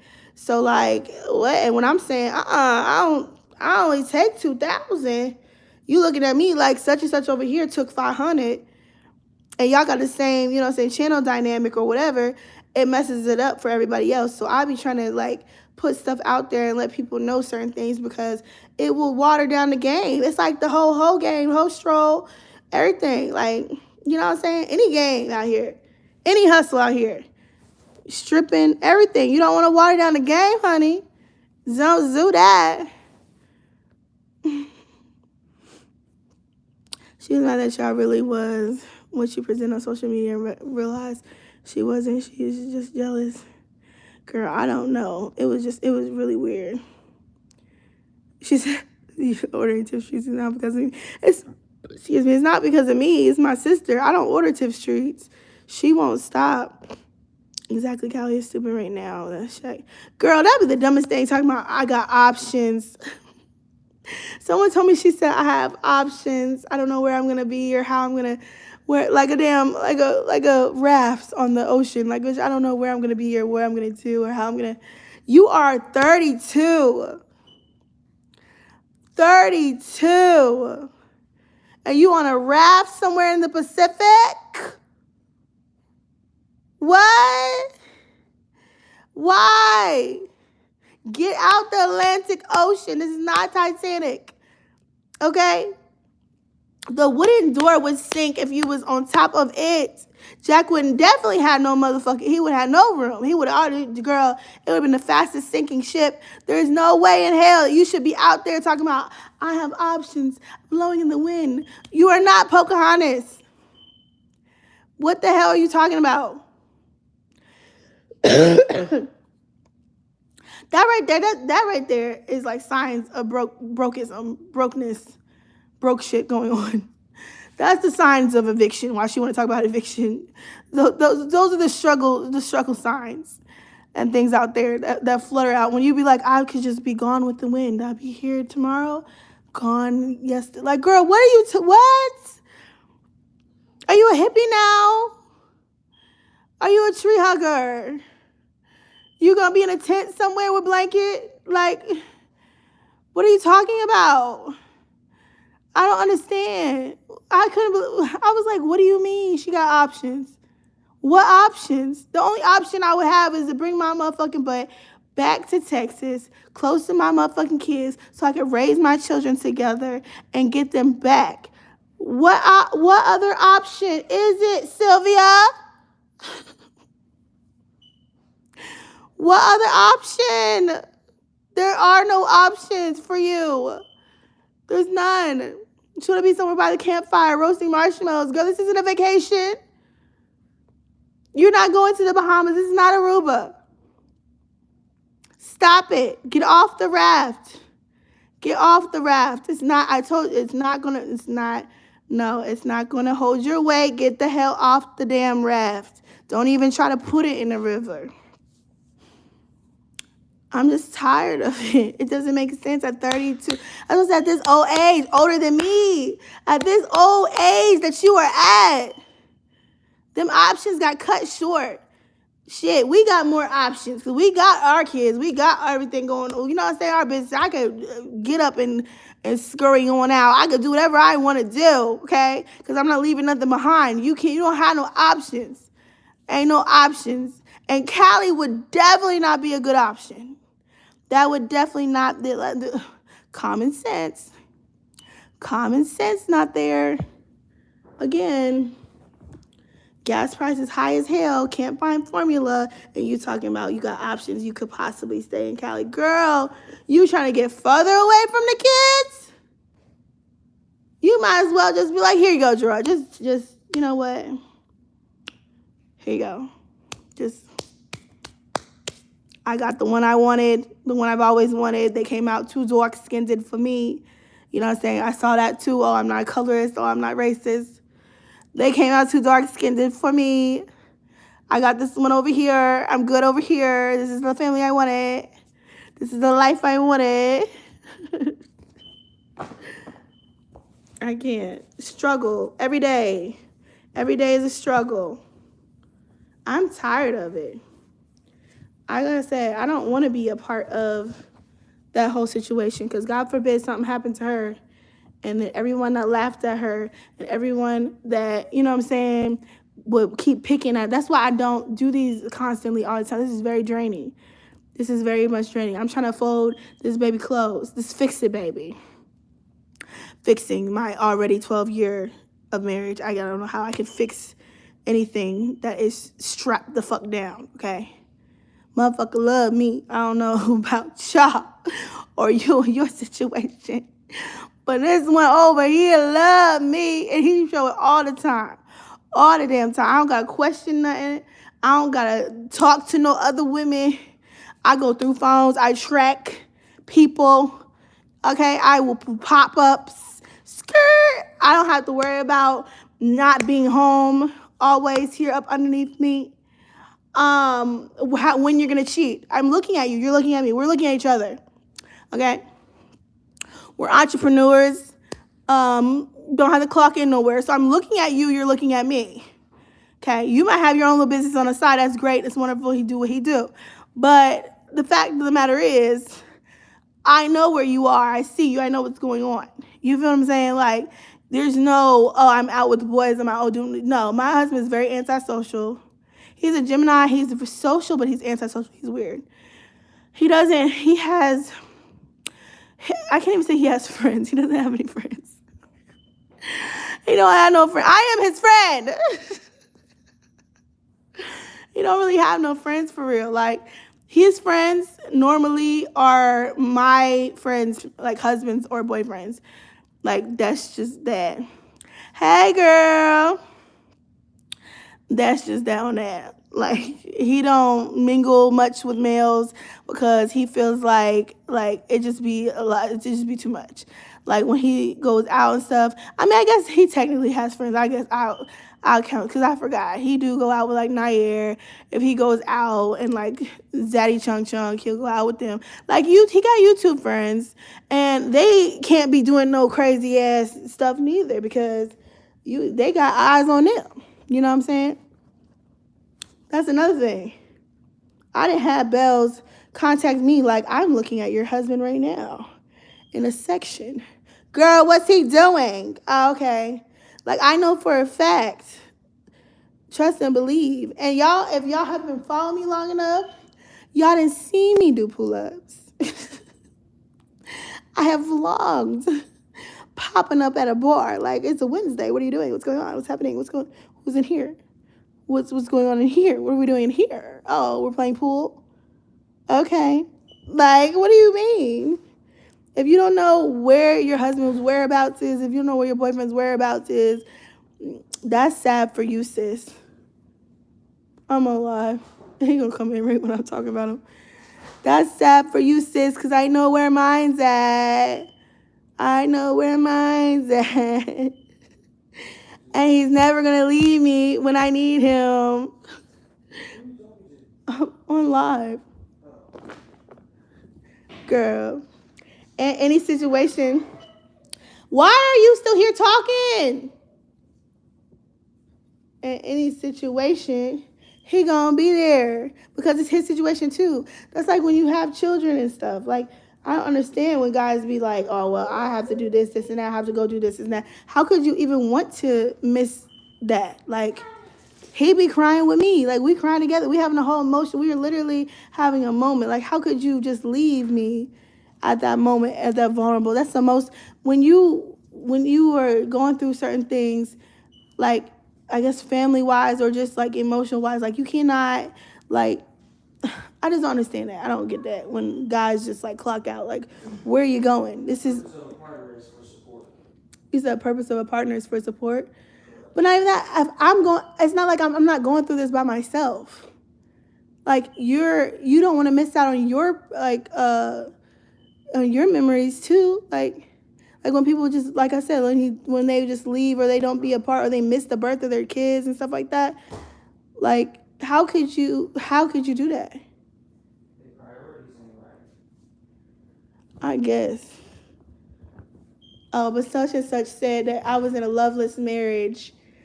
I'm in a loveless marriage for 12 years. And her 30. No. This is a fix it baby. What? I don't know. What there's not like where what are we fixing? You can't fix something if it ain't broken.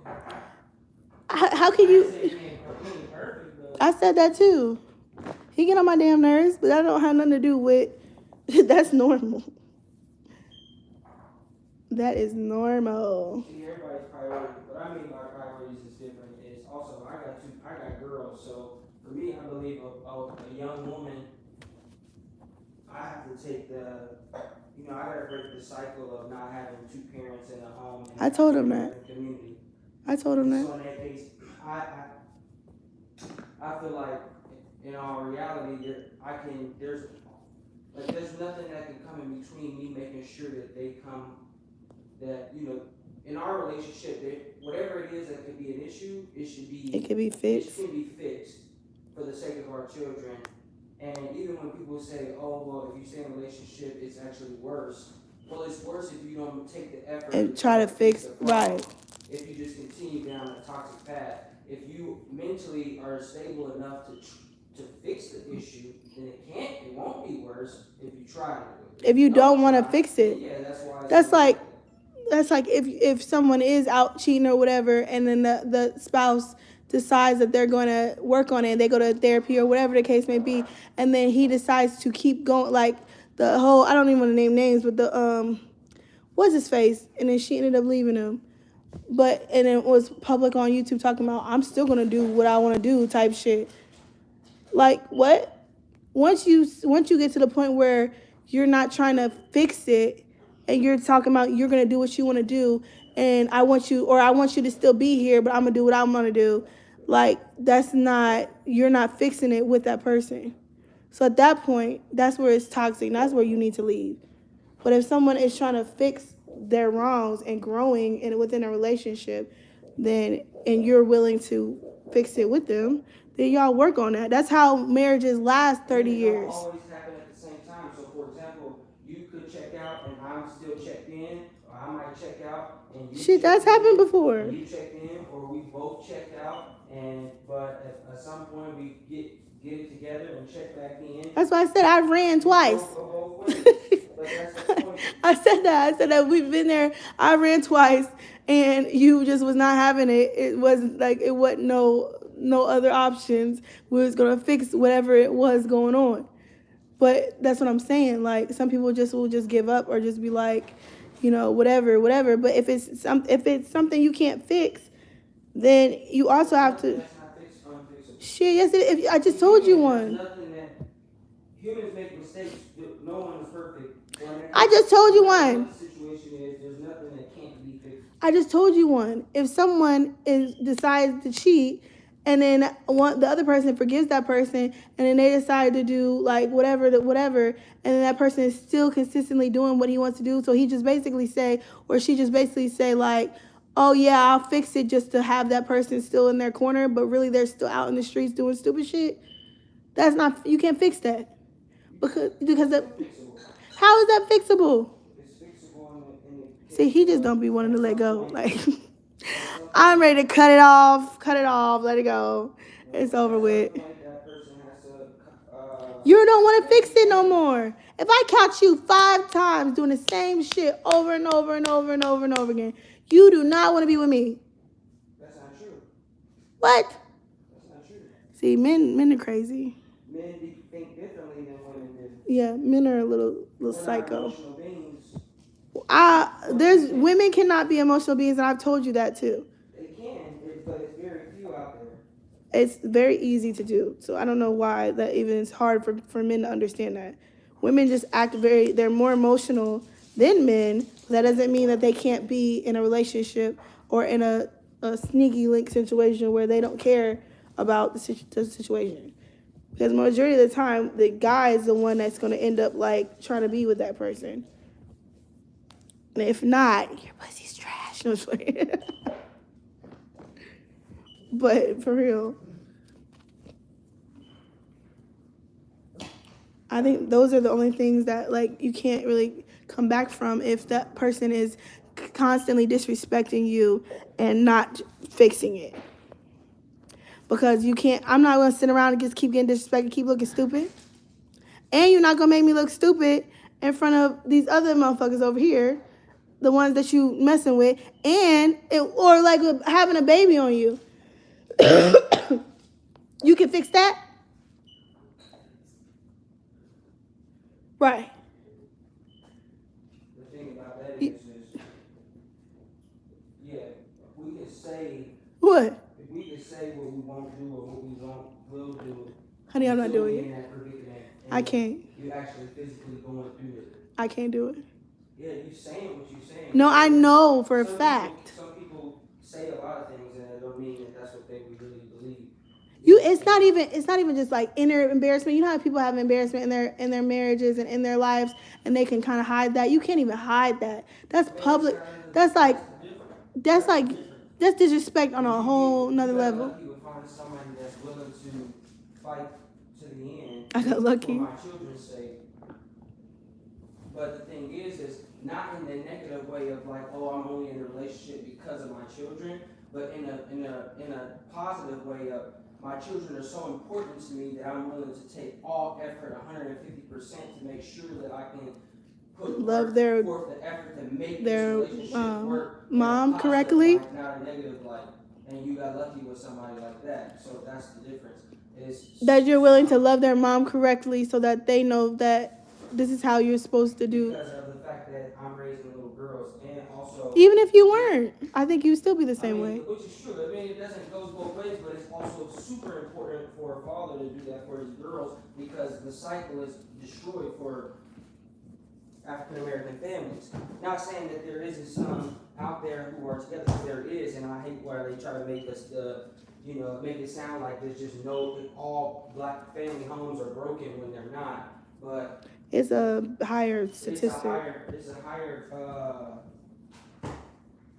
higher chance in African American community for a single family home for a child. And so for us, well, for me personally, I believe my girls, that's why I try to work, so even though they may not see stuff, you work so hard because of the fact that I want to give them the opportunity to be able to go get their education so that they don't have to be put in a predicament as a woman to choose for financial stability, to choose for all the wrong things instead of the right things. To settle for a man to be able to take care of them? Just because that person can take care of them, but they naturally not in love. So if I can provide a financial stable background so that they can go to school, become educated, so that they become independent, and then that gives them the choice. And so as a father, I have having little girls, I have to do that. And so that also plays a part in making sure that my relationship works because I have to keep my relationship together. So, but all of that all ties back to my children. My children is more important. But I think also if I would, if I was if we were different people, it would also it wouldn't work out. That's why I just said it's possible that, for example, there are other people like your life with somebody that may not understand.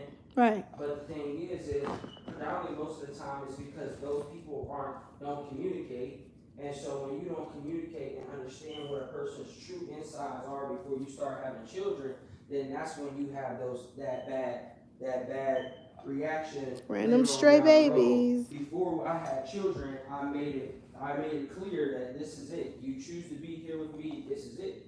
So, well, we were together a while before we had kids though. Like we were together like 6 years. Most of y'all are what? Over 50% of our children is planned versus just random. Now that we plan this one, London's the only. Yeah, London's the only one that just popped up, but she was the second one, so it worked out that way. But that's what I was saying. I'm like, how you have a fix-it baby and you plan to have a baby with your spouse of 12 years and your spouse wants to have a baby with you and y'all have a baby and you are expanding your family as you're supposed to do in a marriage. Like, that doesn't make sense. If you're unhappy, those are the things you wouldn't do. But because she's so stuck on just doing whatever, whenever, however, she don't understand that you don't, some things you wouldn't plan if you were unhappy. Because I damn sure not. I'm planning to escape. No, he can't stand that. I'm telling you, he's the one. Like he has never left me. You have never left me. Like ever. So he's like I don't know. What you trying to say that you left me? I left you twice, sir. No, that's never happened. Yes. And also on top of it, he doesn't count. Let's not even try that one. He don't even count it. He don't even count it. That's how crazy this man is. Back in the day when I was in Army. This is how crazy he is. He be telling me that no, I never did. Huh? I left you before. When? I was the first one to say Oh. I'm done with you. That wasn't even a left. That was a weekend separation. That don't even count. Yours wasn't a left. It was a weekend. Mine was Mine had some time on it. Yours had no time. Oh my God. Yours was a little tiny bit of, it was like a little, he needed a break. That's what it was. We was real young. I know it's no such thing. But we were, immaturity was a factor. And as you grow right, old, we were 20, 21, 22. Understand that those things are not existent in a true marriage. Y'all didn't know about that one though. So That was like a weekend, little vacation. That's what I'm saying. The we made back in the day is inevitable because we were immature. But as you grow older, it's time to grow up, change your priorities, focus on what's important, and stop being foolish. Right, when you're young, that's what I told him too. I said I would tell my children the same thing because when you get married young, you have to deal with a lot more stuff than when you get married when you're older and you're ready and more mature. When you're younger, you have to go through all of the stages that a person would go through by themselves. You have to go through with them. Like, I ain't get a whole phase or like none of that shit. Like stuff that people normally get where they can go and experiment and find themselves. I had to do all of that stuff with you and in moderation as a wife. Like, and I'm happy because my husband lets me, like, I can shake my ass. He really don't like my shit ass, but I can shake my ass and I can be myself and I can have fun and I can go out, you know what I'm saying? And I let him go out and have fun and do him as long as nobody's being disrespected or there's no infidelity involved. There shouldn't be a problem with that. Like, that's why I'm lucky to actually have him because a lot of men would try to like make you like stay in a box, like they'd be like my wife can't be twerking online or my wife. That stage too is when I was immature. What? Early on when I was in the Army, I was What'd you do? immature and you ain't never really stopped me. I didn't want you this, I didn't want you that. Yeah, we had that stage in our life too. Wearing stuff. So long we have had stages. Wearing certain stuff. Was a factor back in the day. Wearing certain stuff wasn't like, it wasn't that big of a deal to me though. Like, that's another thing. Like for example, I'm glad I got married young and had a chance to pick a spouse years back because in all reality, if I was today and I was out here dating, the dating pool now. The type of like it seems as if people don't have no more dignity, no morals, no respect for themselves. They don't respect marriage. You literally go out with just panty and bra and lace over top, like that shows character. And you know what I'm saying, no offense to people who do that shit, but they only do it because it's a trendy thing. But that's also and they're single. It's a factor of the manipulation based like some stuff I won't wear if I'm not with him. They're trying to normalize women being like my see-through dress. Right. I wouldn't wear that if I wasn't with him. Being basically exposed to the world, so that which this country is. I don't think y'all see my see-through dress. Once they try to normalize that, it makes women do those things, and then at that point they get to see. You know what I'm saying? It's crazy how that shit works, but that's a factor of them. it's like it's behind the scenes where you don't even see it how it's not consciously happening. It's subconsciously happening without you even. Because it's the city girl era and it's the fucking fuck nigga free Propaganda is what like basically and all that. Sense. Fucking But hopefully by the time that it gets out the system, like nobody want to work anymore. Nobody wants because they see everybody not working. No, exactly. They don't want to. They don't. Nobody want to actually have a trade or a skill, which is definitely needed in this country. If you saw people not working, you wouldn't want to work either. If you saw YouTubers making money, this country is built on trade, and now the way this era is coming up, and these generations they coming up in the mindset of thinking that, oh, it's just so much easier, I can do this. But like, what about 50, 20 years from now and nobody want to be a plumber? You think that, I mean, toilets still need to be you fixed. said 50 years? I'm saying, they're going to have a robot. If everybody think that they can literally work from home and not do shit, and nobody can be out here doing the physical labor and shit. They're going to have a robot. It doesn't matter. The robot can't. The robot needs to fix itself, and so somebody got to work on the robots. The scientists. No. Yeah, because they're going to be AIs. They're going and the AIs are going to learn them. They're going to learn to fix themselves. You can't AI a plumbing system. Yes, you can. No, you can't. You AI a robot, and a robot fixes the plumbing system, and the robot can also fix themselves. No, that's not. Yes, it is. That is like. Even if that's not the point. The point is, if we're going to use technology for everything, then what's the point of even being on this earth? That's what the whole point. That I was watching a documentary. You don't live for nothing. Like, I was watching. You live to sit in one place and never move. I was watching a documentary. Some type of AI Elon Musk said. Everything for you.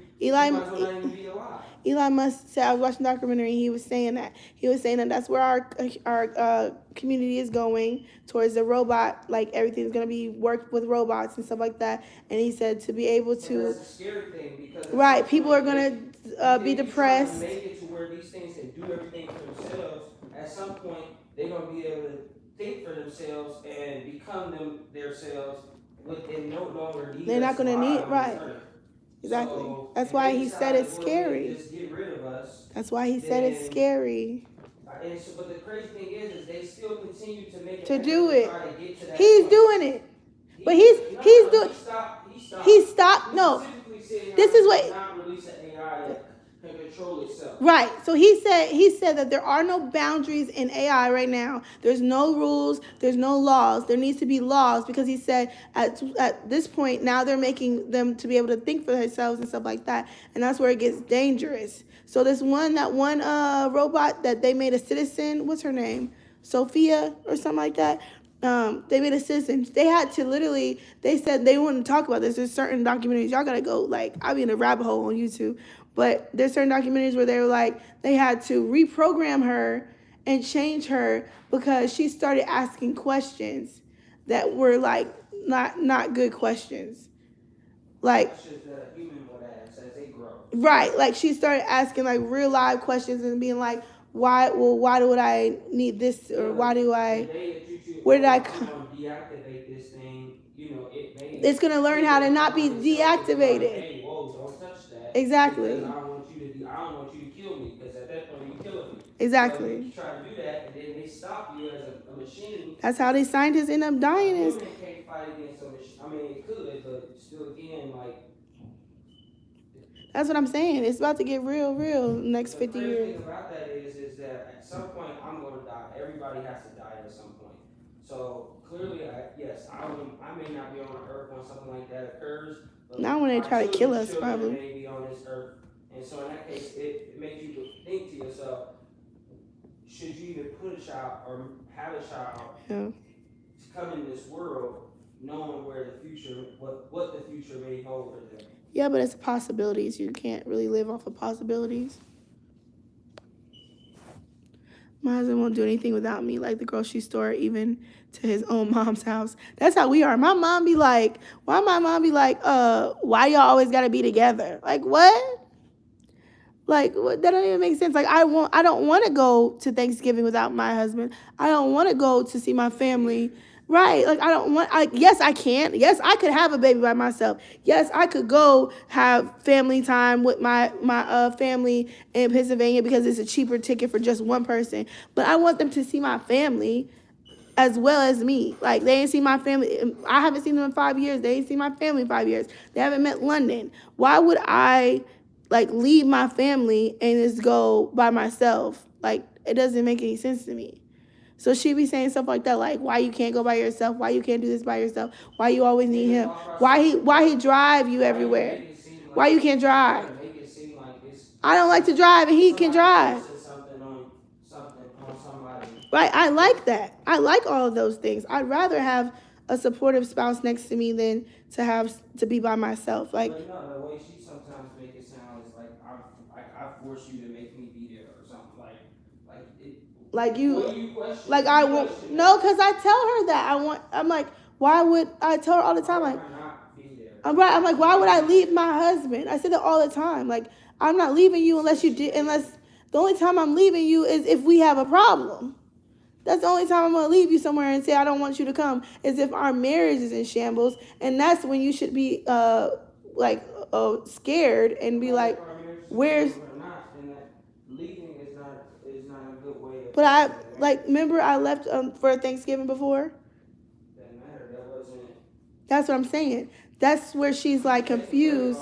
I think that's why she's confused as to why, like, she's like, well, you came out to Florida by yourself, but like it was because what we were dealing with. I've never, that's the only time I've ever left you in this ever, like, and when I didn't, like, that's the only time. So if that happens, that's not a good thing for us. The way that we work in our relationship, we're always together. Like, that's just how that works. We have our own times to be by ourselves.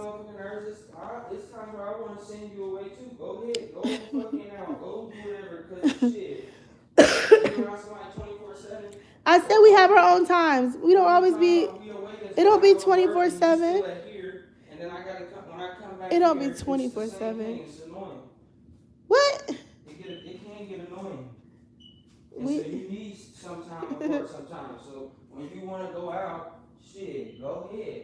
Go. That's what I'm saying. It's not like you don't have your own times. Like if I want to go somewhere or you want to go somewhere or do something, then you have your own times. But if it's like a family stuff, like why would I be like no?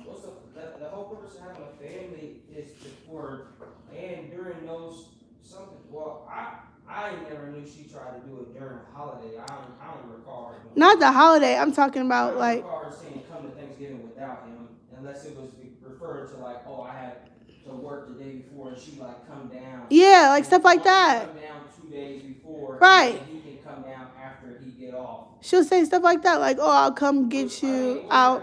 No, there's nothing wrong with that, but I don't want to.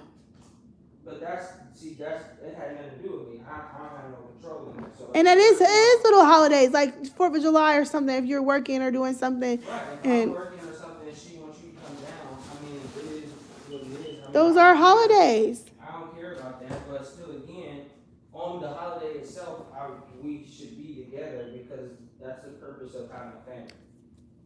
Right. That's what I'm saying. How are you at Thanksgiving without your family? How are you having a Thanksgiving without the whole purpose of being thankful and having Thanksgiving is you should be thankful for your family.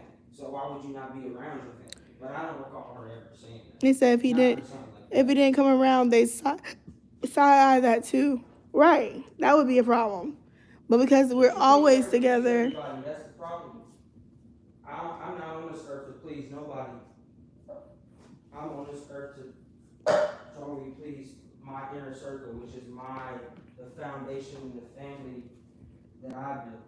That's how I feel. That's why we get along and deal with our family the same way. You know, I love you and all, but I'm not here to please you. Right, like my family comes first. My inner family that I created comes first before anything else.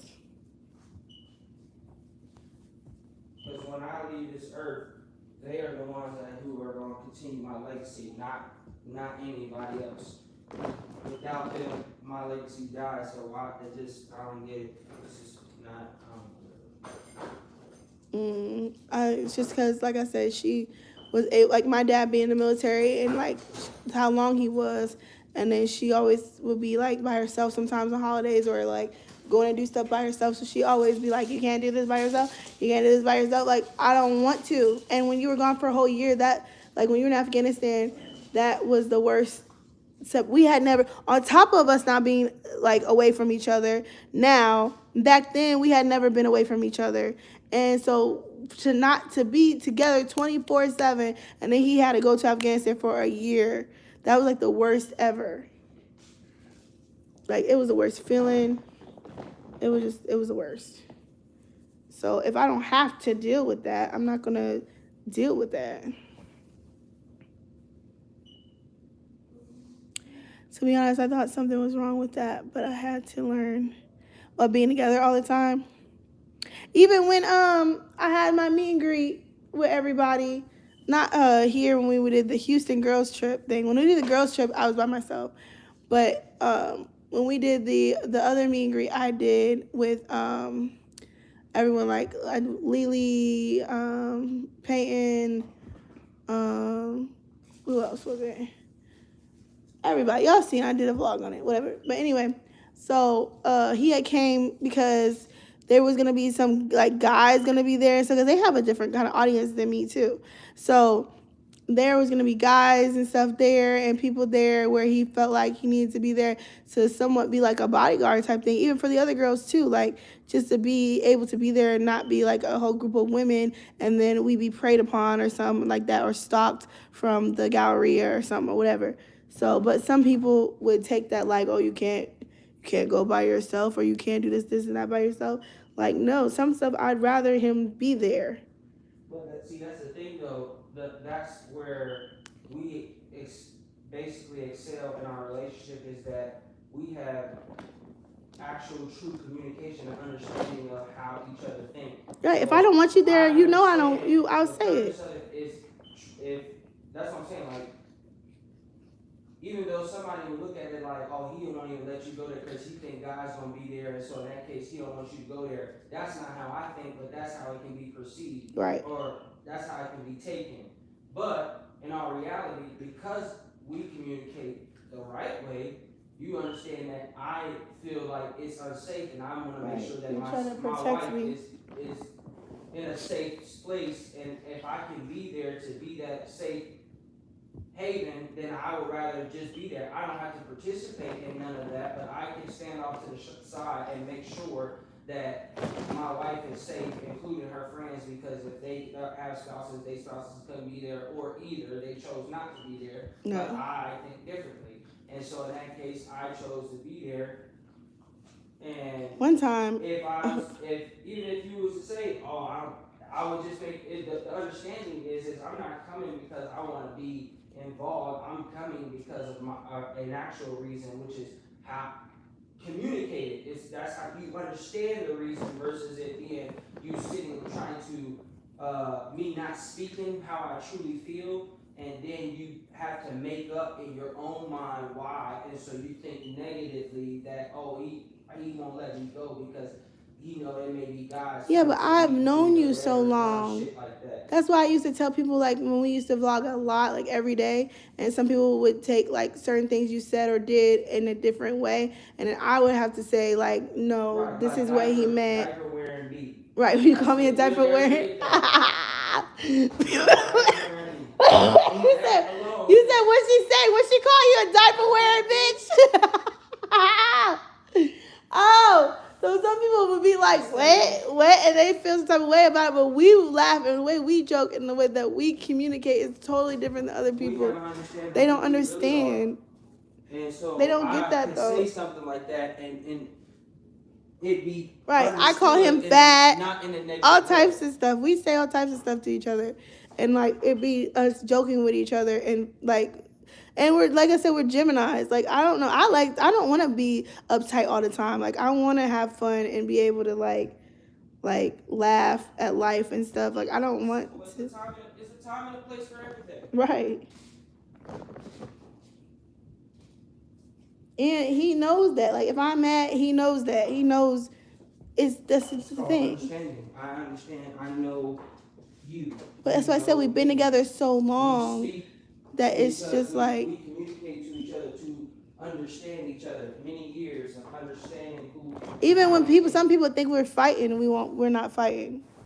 Like that's another thing that'd be funny. Even it's family members, so we may get loud. We make people be so uncomfortable. People think that you're supposed to go off and hide, and instead we will communicate with each other right in front of each other, and we may be loud. But right, if I don't like something or if you don't like something, we can say it. Right? I don't like that. Like exactly. It's not a secret. People, they can't even speak in front of people because the man may believe that he is what do they call it? Like superior. Basically, right. If I tell you basically to be quiet in this moment, you can't communicate. You can't really speak your true mind, so I can understand how you feel. That's a silly relationship. That's the ones that get smacked behind closed doors. Right. Or they be like, or underneath the table will be pinched and shit. That woman can never really express herself. A woman should know when to be submissive and when to be normal. And so we can have a discussion back and forth. Motherfucker really think that it's an issue, but in our reality,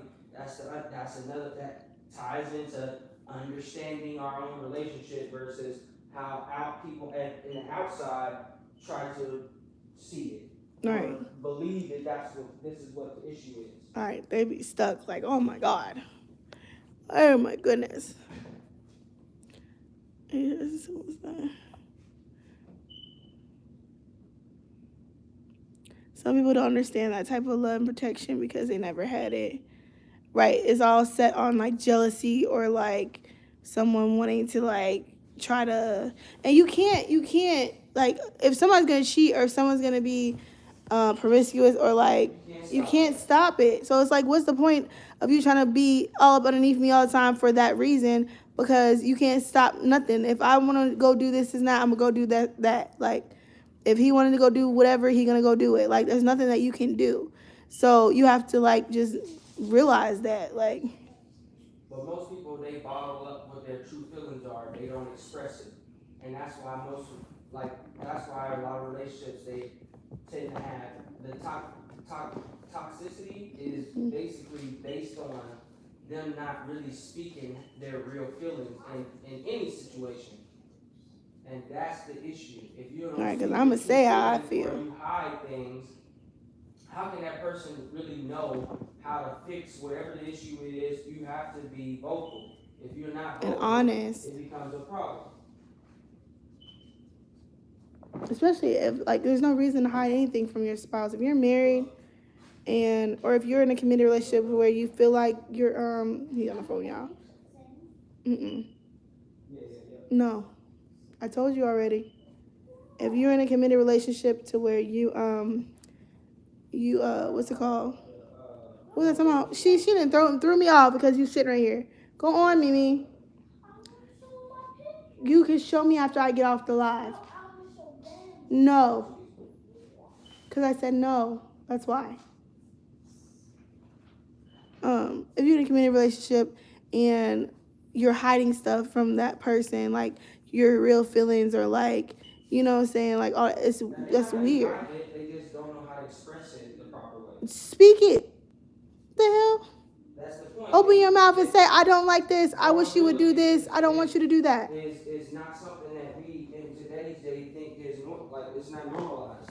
Huh? Vulnerability? Right. If you're married or in a real relationship to where you know you're going to be with that person. That relationship is not real because they can't even speak to each other their true hurt feelings or whatever their real feelings are because they ain't in a relationship for real. Right. You have to be that is I could never be in a relationship, a long-term relationship and not be like, this is what I want. Like, why would I sit unhappy and deal with the same stuff? That's why when she said you're in a loveless marriage, unhappy. That's what you doing, right? Who? Now. You living in it. Yeah, who? That's what she said. That's what I just said. I said that's why it didn't make sense to me. Because how the hell, who sits there for 12 years in a marriage, being with someone for 15 years, even if it didn't start at the very beginning, or let's say just 10 years of that, who sits there and really sits and be unhappy that long dealing with it. Like, I'm cute, I'm young, and I can go figure something out. Like, I don't have to sit here and deal with none of that. I don't have to sit and settle and do none of that. So that's weird to me. If that's how she deal with her relationships, that's not how I deal with mine. I need there to be some type of understanding. I need to be happy. I need to be able to smile and laugh. Like, I need that from you. Like, I can't sit and just be unhappy. I'm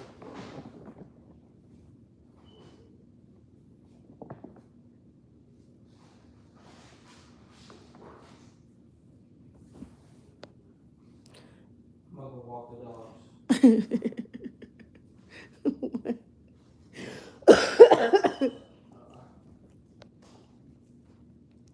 Tazzy needs to listen to this. There's nothing my husband can't know about my life, my cancer diagnosis. I called him first. He left his job and came straight home. Right? Like, there's no way that I could, like, I just don't understand that. Like, your spouse should be your everything and your first and your protector. Like, anything that you think of when you think of, I need to tell somebody something, it's like, it needs to be him. Like, you should be able to do that. If you feel like you can't speak to them, then what are they there for? What are you good for? What's the purpose? Like, what exactly is it? Get off of that trash. Designer on that bag. Why are you? And I'm talking to you. Go. Go. Take the ball and go. Lenny needs to wake up. Get it. It's probably ready now. It's been an hour. Go on, designer. Why are you making a whole house? I'm trying to fold. Y'all guys see. see. First of all, Miss Shoulder, why is your shoulder showing? Go on. The shirt is too big for me and it's falling off. I done folded y'all into a damn fort. I folded y'all into a fort.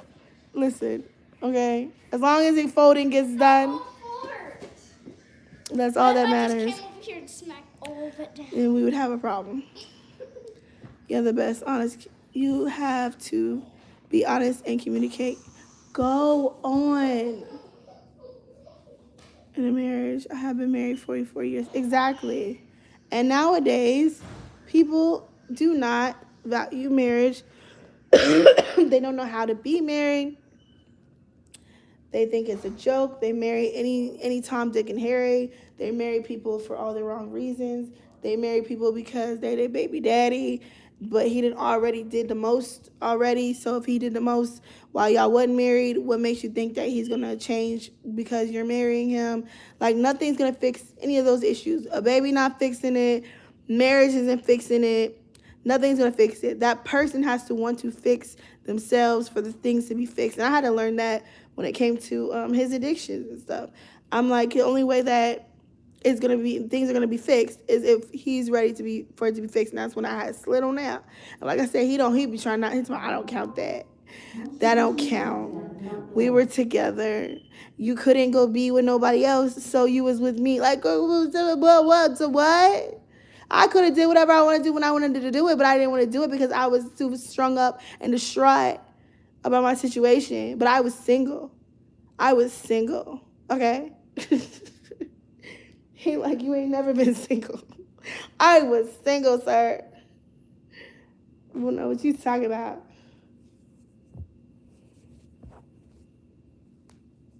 Shoot, just because I wasn't popping this cooch cat out here on nobody don't mean I wasn't single. Okay? I could be single by myself. Me, myself, and I. We were single. Oh, it's so me. My common sense is everyone else's. I've had classmates that got married because, they got a second chance. Oh my God. Lord. Yeah, I don't understand that. Like, a motherfucker get caught cheating and then want to propose. That's a red flag. You know these red flags that be going around?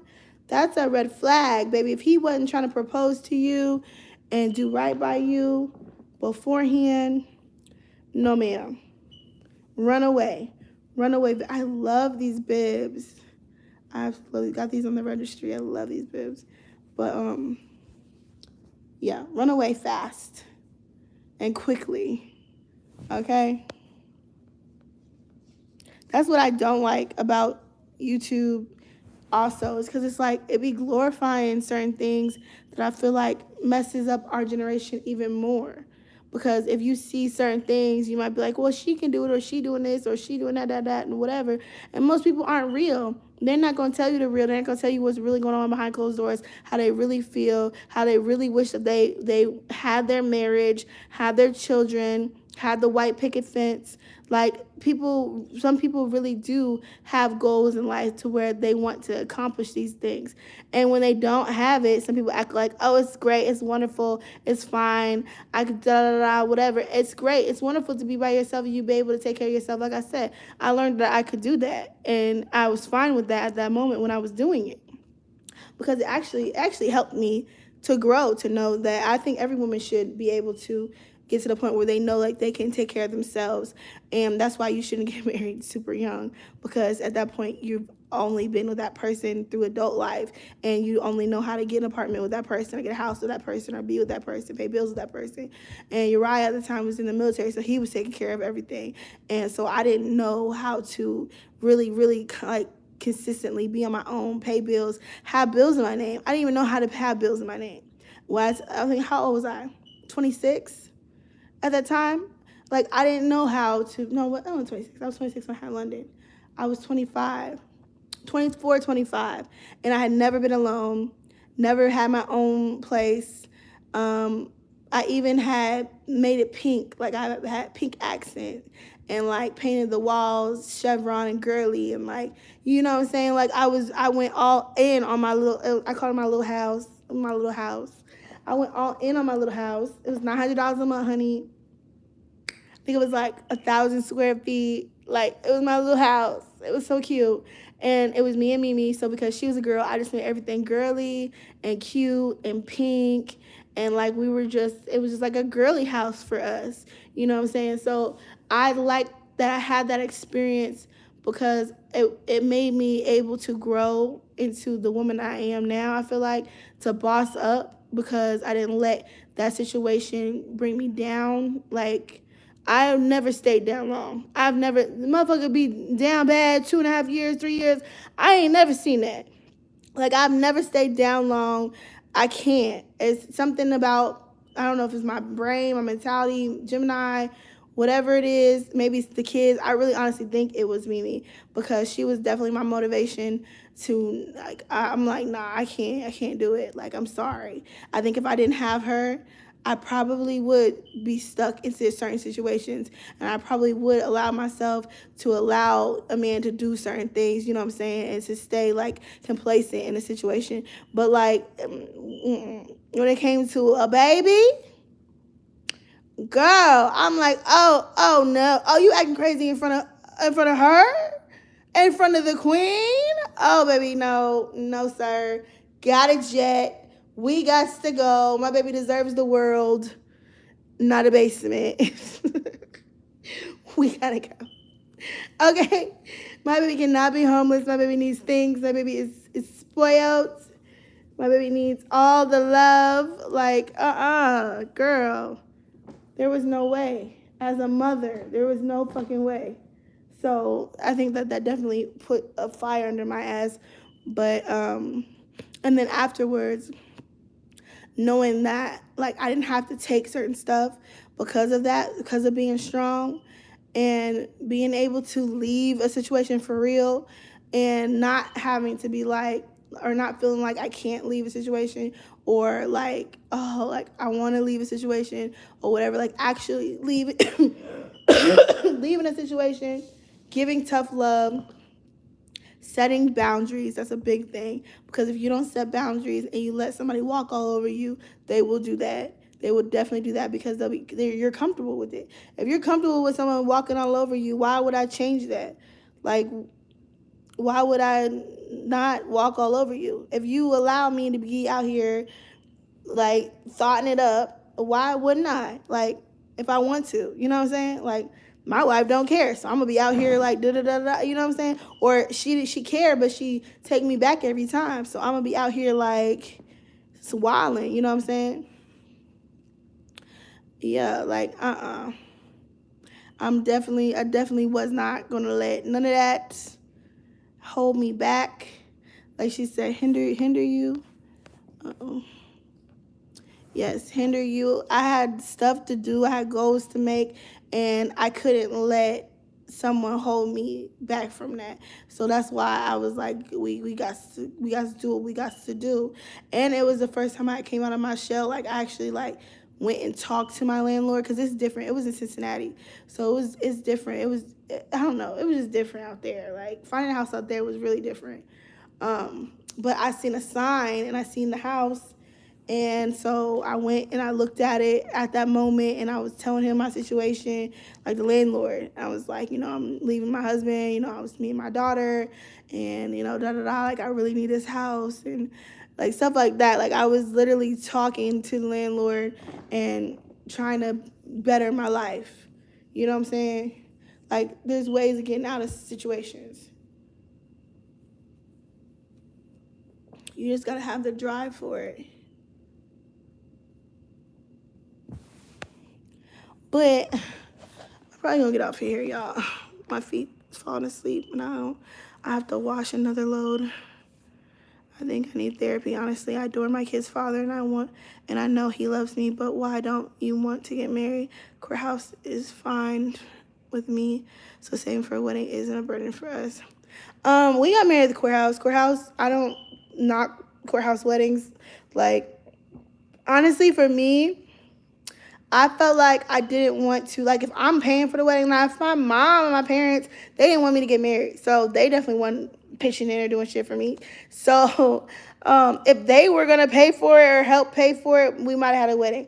But if it was all coming out of my pocket and me working hard for a wedding just for that one moment, I just didn't see the reason for it. Like, we were young. Like I said, I was 19, he was 18.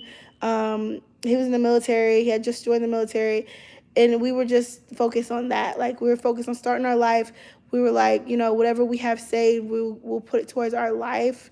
Because when we started our first apartment was like, it was dinner in the hood, but it was it was nothing but Army soldiers. So it wasn't super bad. Like, I low-key would love to go back to that place because we had, it was like $500 for a damn 2-bedroom apartment. Like, what? Or no, it was like $700, I think, for a 2-bedroom, but for the 1-bedroom, I think it was like $450 or something like that.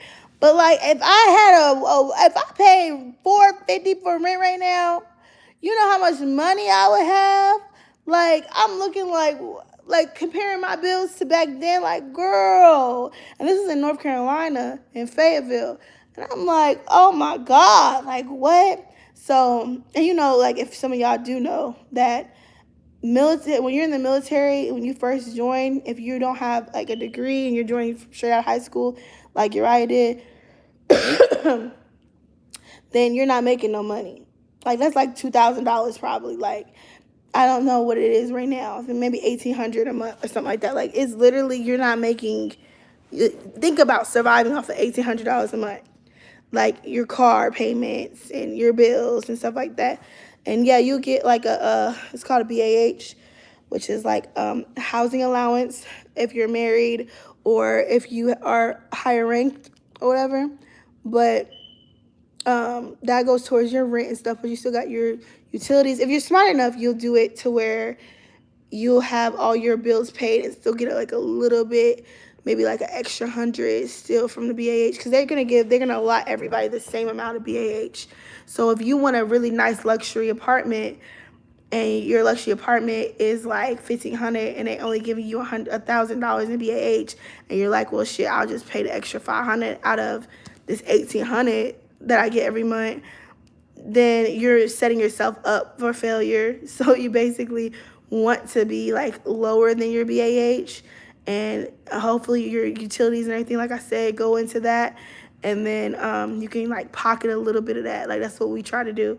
So being married to a soldier, contrary to popular belief, is not like you're not making a whole lot of money. Like, yes, he took care of the bills and everything like that, but you're not living the lavish lifestyle. You're not, say, in a big ass house.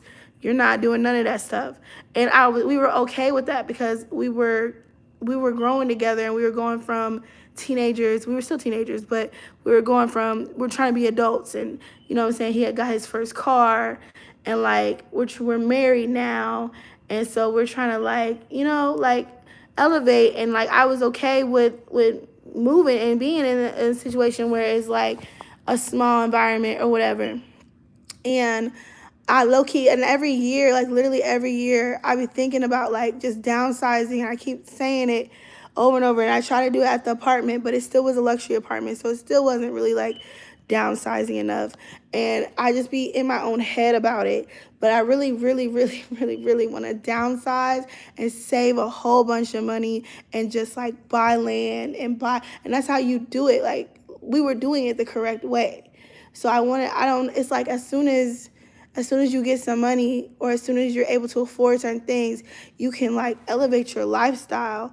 But if you think about it, if you just stay, if your lifestyle and your money, it means like the money means that you can touch. If it goes up like 10 times, if you're making $10,000-$15,000 a month, and you used to be making $2,000 a month, if you stay in a situation where you still was making $2,000 a month and act like you still making $2,000 a month, you will be way better off than if you trying to upgrade your lifestyle a little bit more and pocket, money. Because it's like the more you make, the more Uncle Sam wants, the more other people want. Like you don't get free health care, you don't get welfare benefits, you don't get shit, you don't get WIC, you got to take care of everything by yourself.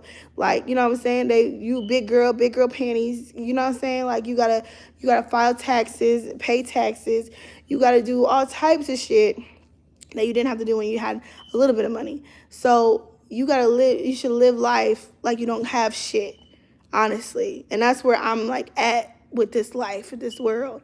I'm just like, but then again, I'll be looking at my kids and I'm like, I want them to have the world. And I can like, I save a good amount, but it's like I want to save like $20,000 every month. You know what I'm saying? Like I want to save like as much as I make shit. I want to put that in the bank and save it. I don't want to pay no bill. I don't want to pay no rent. I don't want to do nothing. I want to take everything that I make and I want to put it in an account and I want to save it. I don't want to do like none of that other stuff. So, but then I look at them and I'm like, I want them to be in a nice area. We like to live in the suburbs and on the outskirts of cities. So that costs, of course, nice schools, stuff like that, like experience nice things, big houses, things like that. And like, that's what they're used to and accustomed to. And it's hard to kind of like be like, well, we're just going to downsize. We're just going to do this and that. But I'm going to think of a master plan. I'm going to figure it out. I would never advise a woman to wait around for a ring. I have an aunt who has been a girlfriend for 25 plus years. Sometimes, I don't even think I answered her question. Hold on. Did I get sidetracked from what I was talking about? When it came to what we was talking about, what she was saying, she feel like why you don't want to be married to me and all that. Some men feel like if they already have you and they already have everything, like it's like what's that saying where they be like, why buy the cow if you get the milk? Is that what it is? Is that what it is? That's the saying. Why buy the cow if you already have the milk? Whatever it is. So if you treat a man, if you give the man wifely, like a wife vibes and wife shit, and you do wife things, like, I mean, obviously a woman's gonna do wife. I feel like a woman's gonna do wife things regardless. If you're in a relationship, I don't know how to not do, like when I think about that, I don't know how to not do wife things. Because if I'm in a relationship, I'm gonna cater to you. I'm gonna cook, clean, take care of my kids. You know what I'm saying? So it's like, I don't know how to not give that. Why buy the cow if you already have the milk for free? Right. If you get the milk for free, why would I buy the cow? So, I don't know how to be a girlfriend. I don't know. I'm not good with that part of advice, but I will say I've heard a lot that if you minimalize, like, you know what I'm saying, he has to have something to look forward to. So that's why a lot of people will be like, don't have children before you get married, or don't some people don't have sex before they get married, stuff like that, because it's like you want him to have something to look forward to, because if not, a man will settle and not be married for 20, 50 years and sit there, and you want to be married and he's just like, it's just a piece of paper. Everything we do is still the same thing as being married. But then you think about it, like when DMX died, his girl didn't get nothing, like, after he died, because of the fact that she wasn't married to him. And it was the same thing. They both was like, oh, it's just paperwork. Oh, it's this, it's that, it's that. You can't even go in the hospital if something happens to him and he needs to be rushed to the hospital. They won't even let you back there because you're not his spouse. So it's certain things and reasons of why. The reason that is, What? the reason that is because the man in true reality is not sure if he want to be committed to you fully 100%. But he already got everything. But no, you don't have everything. What 100% means is that you basically now are tied into everything that I built. Because most men are the ones who are financially stable in the household, take care of the whole entire Oh, that's family. the last part. So that's that last main piece that you can is the take control. from, and then at that point he has to relinquish. Like if we separate, I have to give you half. Like financially, his property, all of those things Right. become an asset. His cars. Become attached to you. And money. So in today's day. But they'll have babies with you though. Right, they don't care. It's not about it. I still have some type of entitlement to you now because you still gotta pay child support or. Those are the immature and foolish guys that would do something like that. Because like you can't have a baby with me and then not want to marry me. Their priorities ain't right anyway, so they probably don't have much anyways. So whoever doing that, they probably don't got much. So they not going. Nobody gonna just have. If they're not even willing to commit to you, where you basically become 50-50 partners in whatever in life you may own, they're not having a child with you if they have their priorities together. Now, nigga that don't got nothing, he still may not marry you, but then again, he may give you a child because of the fact that in our reality, he's sealing his fate with you. And he want to be, you're stuck. Right, that's what I'm saying. He's trying to seal his fate. It has nothing to do with, basically, he's not the catch. Right.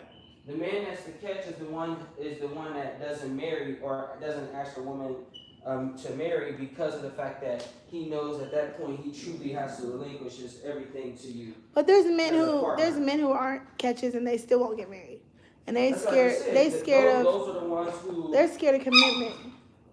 Nah, they ain't scared of nothing. They just it's not even like how you have tradition, things of that nature that's basically sometimes built into a person.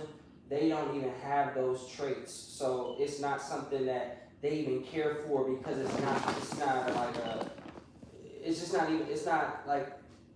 a thought. It's not because they don't want to marry you, because they really don't. It's not like they don't there's care. A reason why they don't even care. They just don't even care to get married because it just doesn't matter to them. So at that point, they just have to make effort to basically show. But that also could mean that it puts a man in a mental state of, now I have actual family that I have to truly get my shit together and get. And so at that point, they may not marry you because they want to stay in dread. They want to stay in a place where they technically feel like they don't technically have any responsibility because I'm not actually married to you. But then again, they may, you know what I mean? But if you marry somebody, is the wife they get married, at that point, that their mentality, the thought process is now I actually got a family, I'm married legally, the state, the actual system is involved in my life now, and so at that point, it may change them, or at least it gives them that thought process, so they scared of that. I'd rather just not even worry about it. I'm not even gonna say, he still might want to sit and smoke weed and play video games all day. Or they feel like they can't leave, or it's worse. It's easier to leave. Hold on. Wait a minute.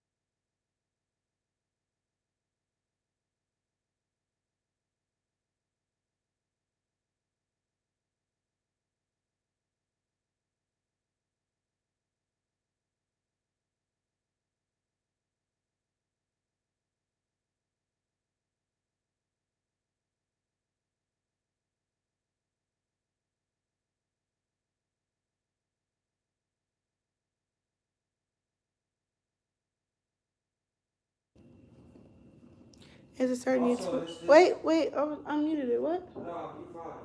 That dresser. What we doing with that? I don't know. You gotta. I don't know. Maybe you go when you. Why don't you take a look and tell me if you that's what I you have want. no idea. I don't have That's experience. what I just said. Me either. So I could be wrong, and Uh, then we get rid of it for no Once you reason. just said it, I'm over it. It doesn't matter, but that doesn't mean that it's the truth. So that's why I said go out there and look, see if you think I it's the can't truth. look and tell you though.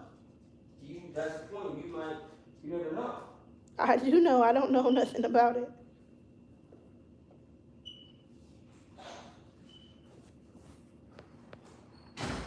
Where her husband was looking like Harpo from The Color Purple when they got married. Oh, Lord. I definitely don't want to force him to marry me. That's not authentic or genuine. That's what's getting me irritated. No, I feel you. Like, because at that point, it's like, why do I have to tell you, you know what I'm saying, that I want to get married or that we should get married? We've been together however amount of time. It could be so many different things, though. Like, it could be he has commitment issues. It could be, like, he could be scared. Did he tell you? Like, did you ask, like, what is it? You know what I'm saying? Like, what is it about marriage that you're not like talking about, or like you're not bringing it up at this stage? Like, or where do we go from here? Like, ask him that. Like, where do we go from here? Like, what's the next step in our relationship? And see what he say. But yeah, don't be giving these ninjas everything, because once you give them everything, they don't need to do the manly part. You know what I'm saying? They don't need to go the extra mile because they feel like they got everything already. Like, what's the point? Paperwork? Okay. Like, what do you need paperwork for? What you want to take everything from me when you leave? Like, what do you mean? Like, you know what I'm saying? And let them know, like, I feel like if you don't want to marry, like, if you're slow to marry me, I feel like we obviously aren't in a committed relationship like I feel like we're in. Because if we're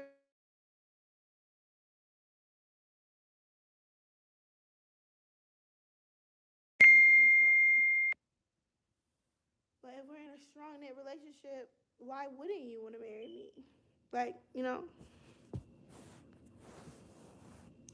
I did ask him that. He basically wants me to be even more patient, but it's about to be 11 years. Like, come on. Oh, like, I don't know, 11 years I've been patient enough, sir. I've been patient a very long time now, over a decade now, and my patience is running thin. Because that's not even telling you what it is. Like, why are we being patient for over a decade? Why are our kids are getting older, our kids are growing. Like, what are we waiting for? Like, what, for them to go to college and then get married? Like, I want to be your wife while we have small children and we have the whole family unit. Like, that's the whole point. Man, how about that time you lock you right out in the the door with a child? Oh, and barricade the door. We were just talking about that. I said, yeah, if people didn't know what I was really going through, they talking about, oh, he's cheating. Oh, he's cheating. Oh, he's this, he's that. Oh, my husband didn't come home. He da-da-da, or he da-da-da. And I knew exactly what was going on and what was happening and why I did what I did. You know what I'm saying? That's why I always be saying, like, some people, you go through certain things, people don't know what you got going on or why you're staying or why you're dealing with what you're dealing with. And I'm the type of person to where I'm a joke about it. Like, you know what I'm saying? If it's not something that's super serious and, like, that wasn't something I could change. Like, I knew what was going on and what he was dealing with and what was happening. So it wasn't something that I could change at the moment. And I was trying to get him help and help get him out of that situation. You know what I'm saying? So I'm going to joke about it and fucking, you know, like, especially I had to sit and wait. I literally sat, I told y'all the times. I have to sit and wait for this ninja to come back from Nashville. Oh, we're going to have a good kiki. We're going to have a good kiki sitting and waiting. Like, okay, you got me messed up. He got me messed up. But yeah. I wanted to hear his ass come in the house too. That's why I put that thing by the door. I'm like, yeah, I want to hear him come in this bitch. We had just moved there. Like, nothing was set up. I'm like, oh.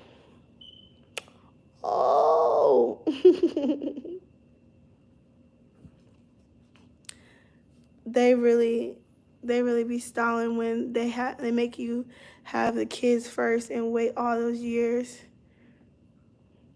so you won't leave. Ladies, just leave if they don't give you what you need instead of waiting years. Right. And see, so we were married 3 years before we had Mimi, and we planned to have Mimi, and I had to literally beg to have her. He did not. He was so scared. That was one thing in our marriage that was a little delayed. Well, not delayed, because 3 years isn't a delay, but at that time, I'm like, again, what's the next step? Why don't you want to have babies with me? Like, at this point, I'm a wife. Like, I'm like, isn't that what's next? Aren't we supposed to have kids? Like, you have a career. You're in the army. Like, why everyone's having children? Why I want a baby? Like, you know what I'm saying? Like, I'm like, what? That's the next thing. I want to have a baby. I was like 21 at the time though, but we could have waited a little bit longer. But I was just thinking, I'm like, I want to start a family, like, and then I want to have more kids. So that's another thing. I always think about that, and that's why we planned this baby, because I always think about the fact that I want to have more children. If I say I want to have 4 or 5 kids, and we're so like, everyone else can have kids, they would just be having kids like every year, every 2 years, every other, like, you know what I'm saying? People just be having kids, and like we can never just have kids. Like, we just always, like, it's always, can you stop, designer? It always need to be thought out and stuff, because it's like, I don't know, it just don't never work out that way with us. It's weird.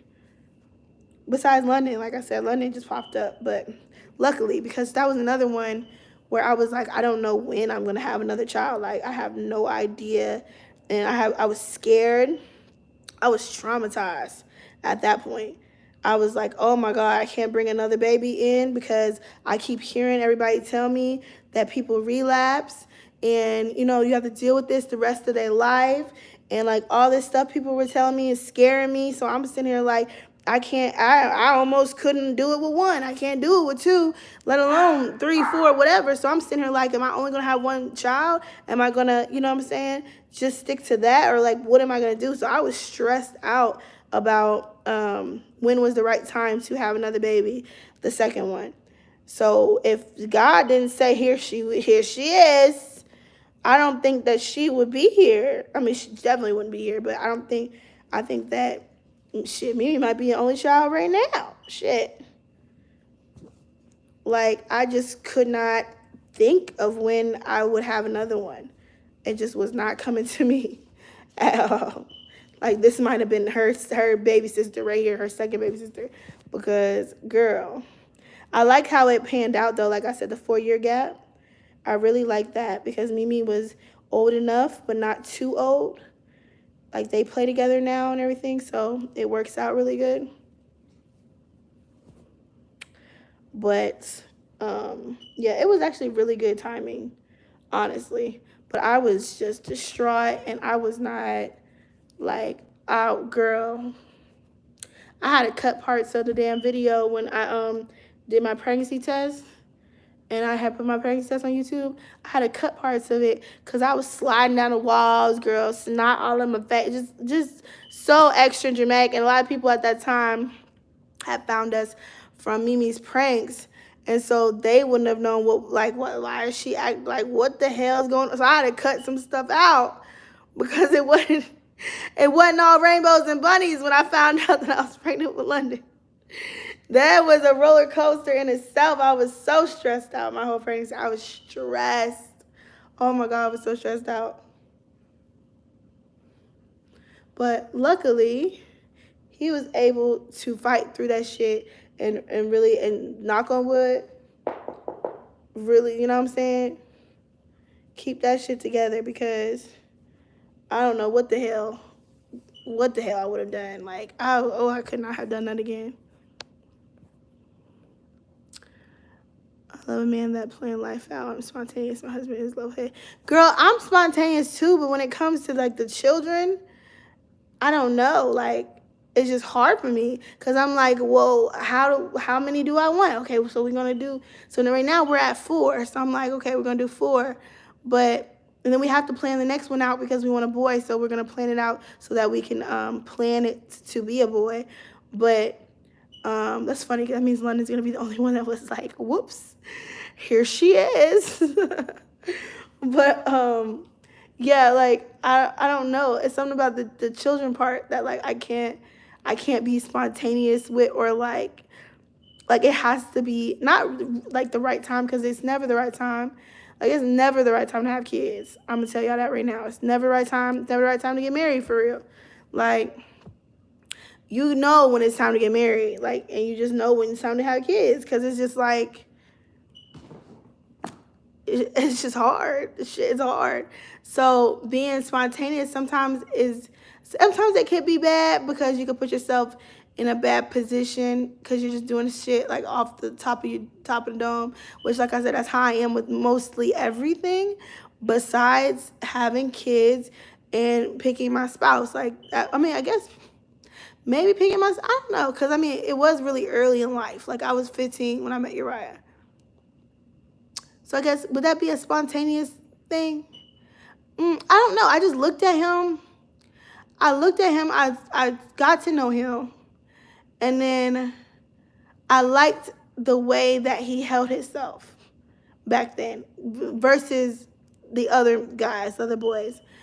But like, I don't think I knew, like, at that moment, like, this is my husband. You know what I'm saying? Like, it just kind of worked itself out. And I was like blessed to be able to have a man who thinks the way that he thinks and goes, like, when it comes to family, like, you know what I'm saying? Because the way what he dealt with growing up, it could have went a different way. It could have went a total different way. So the way that he went with it dealing with traumas and stuff, it's actually benefited me a lot. I mean, I still obviously have to deal with those traumas because he had to deal with those traumas, so it's like it's still there. But the way that he's matured, I say the way that he's matured now and about to be 30, honey, about to be 30, it's like now it's beneficial. Back in the days, it might have been a struggle, but now it's beneficial because he sees and understands things a lot differently than a lot of different men because they didn't go through what he went through. So I like he's just more understanding and more sensitive in that way. But I think that if he was sheltered or if he was like spoiled or like grew up in a different light in a different way or grew up with maybe even two parents in a home, because you're kind of spoiled with two parents in a home depending on your I fell asleep, depending on your situation. He might not have been like he, you know what I'm saying, the way that he is, like street smart and like, you know, like I don't know. So I think I got kind of lucky with that too. Take your time, pray. God sends you a good man. None of mine were planned. As an officer, I was pregnant at a prison. It was not fun. I feel you. Most teenage relationships don't last, so y'all are the exception, not the rule. Yeah. And like I said, I don't be condoning it, shit. Like teenage marriage, I do not condone. I do not condone. I like the whole love story, the whole high school sweetheart. Oh, shit, my legs. One baby daddy, whatever you want to say, all that good stuff. Getting married, then having children. Like I like the whole look of it or whatever. But realistically, in the society that we live in, it's like that's not easy to do at all. It was very, very hard. It was definitely a big ass struggle. We definitely had a lot of hurdles and a lot of judgment. A lot of people that were not in our corner. Ah, shit. What? No. Go. What do you need? Okay, I'm about to get off here in a minute. My foot's asleep. I can't get it together. You need to tell her to wake up. She needs to wake up. She's been asleep for like an hour.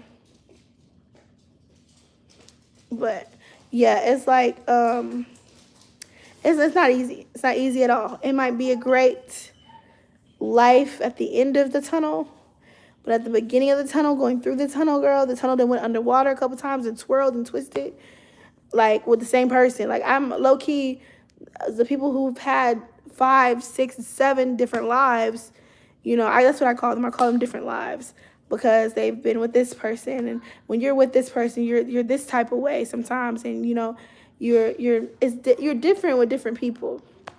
So I can't even imagine like living with one man and then living with another man and living with another man, and like the life that it would be exciting with one, might be boring with another one, you know. No, don't come out here with that. Go back. Go back now. I will let you know when I'm ready to get done, when I'm done, and I will fix you something. Can you turn this light on right here? Turn this light on. Mimi, I'm tired of talking to you. You're about to be done with your iPad and done with it tomorrow because you're not listening. Go on. There's nothing out here. Like literally all y'all no, sit in there. Sit in there and play and do something. Anyway. Yeah, like it's a lot. So it's like when you see people like they got to live different lives in one life, I be thinking like that's kind of cool because you learned a lot. Like you might learn something from this person, you might learn something from that person. And like I said, when I went through life, I had to go through all my phases. Same with him. He had to go through all his phases. We had to grow up together and become adults together. And we just ended up being a lot alike in our thought process and how we wanted to raise our children. And like, you know, like stuff like that. Like he's a great provider and protector. super heavy on the protection, girl. Like that man he crazy as hell. Okay, crazy as hell. So it's like I really love that about him because I know there's some men out there who aren't as protective. You know what I'm saying? Or like he not scared to die, go to prison about me. Nothing. Okay. And some men might be like, you know what? It's not worth it. It's not worth it. But like I definitely cherish those pieces of him, like that how he loves so hard. You know what I'm saying? And that's one of the main factors that we've been together. I feel like we've been together as long as we have because like I said, I've been put up the deuces a couple times. Like I can't sweat. You gotta get your shits together. Okay. But in the end, he get his shit together. Shit. If he, whatever you gotta do, okay? If you need to leave him for him to get his shit together, to figure out if he wanna marry you and go on with life and be a happy family and do whatever, it might take a year or two or whatever. Girl, do what you gotta do. Don't be scared to let these ninjas know. That's hot. Don't touch that. That's hot. I'm tired. You don't want to marry me. Somebody else out there's going to marry me. He want to marry me. Shit. He want to marry me. Okay. Period. Don't sit around waiting and being the good wife. See? The good wife role. The good wife. No, I'm not a wife no more. I'm not a wife. I'm a girlfriend. I don't want to be a girlfriend no more. So I'd rather just be bad by myself. Because at this point, I'm by myself on paper. And my hand's bare. I'm a maiden. Bitch, I can't relate. So I got to go. I shouldn't even be shacking up with a boy. I don't even know why I'm living with you. I can't live with you. I'm a maiden. Okay? I am unmarried. I would be saying little stupid shit. He'd be so mad at me. I am unmarried. I am unwed. Unhand me, sir. Fuck, I am single. I am single. I just have a man that is here, and we're in a relationship, but I am single. Like, I have no ties to you. Well, that's a good one. I have no ties to you. What? What? Both our name on the lease? Okay, let's break it. Like, I don't have no ties to you, sir. So what? A maiden. I'm a maiden. I've been with my husband since I was 15 and he was 16. We've been together going on 16 years, and our birthday is the same day. Marriage is definitely something you have to be ready. Girl, listen. If you go straight through them motherfucking years, child, whew, woo, with no break, girl, you be feeling like you on a hill on a bike with no brake. There's no brake on the bike. You just riding down this big ass hill, and the bike keep picking up speed, and you like, oh shit, there's bumps and shit. You like, oh shit, I might not be able to hold on. I might not make it. There's so many times I was like, I might not make it. I might not make it. I might not make it, honey. Whew, and then it's like something happened. Whew, okay, we through that. We're through that time. We got through that time. Luckily for me, the biggest luck for me is not having to deal with infidelity. And I said this over and over and over and over and over and over again, because I've never had a woman come to me as a woman. You know how they be like, I'm coming to you as a woman? They call you like, I know you're the wife, but like he sleep over here. Bitch, I don't even know. Like I could tell him in certain situations how I would act.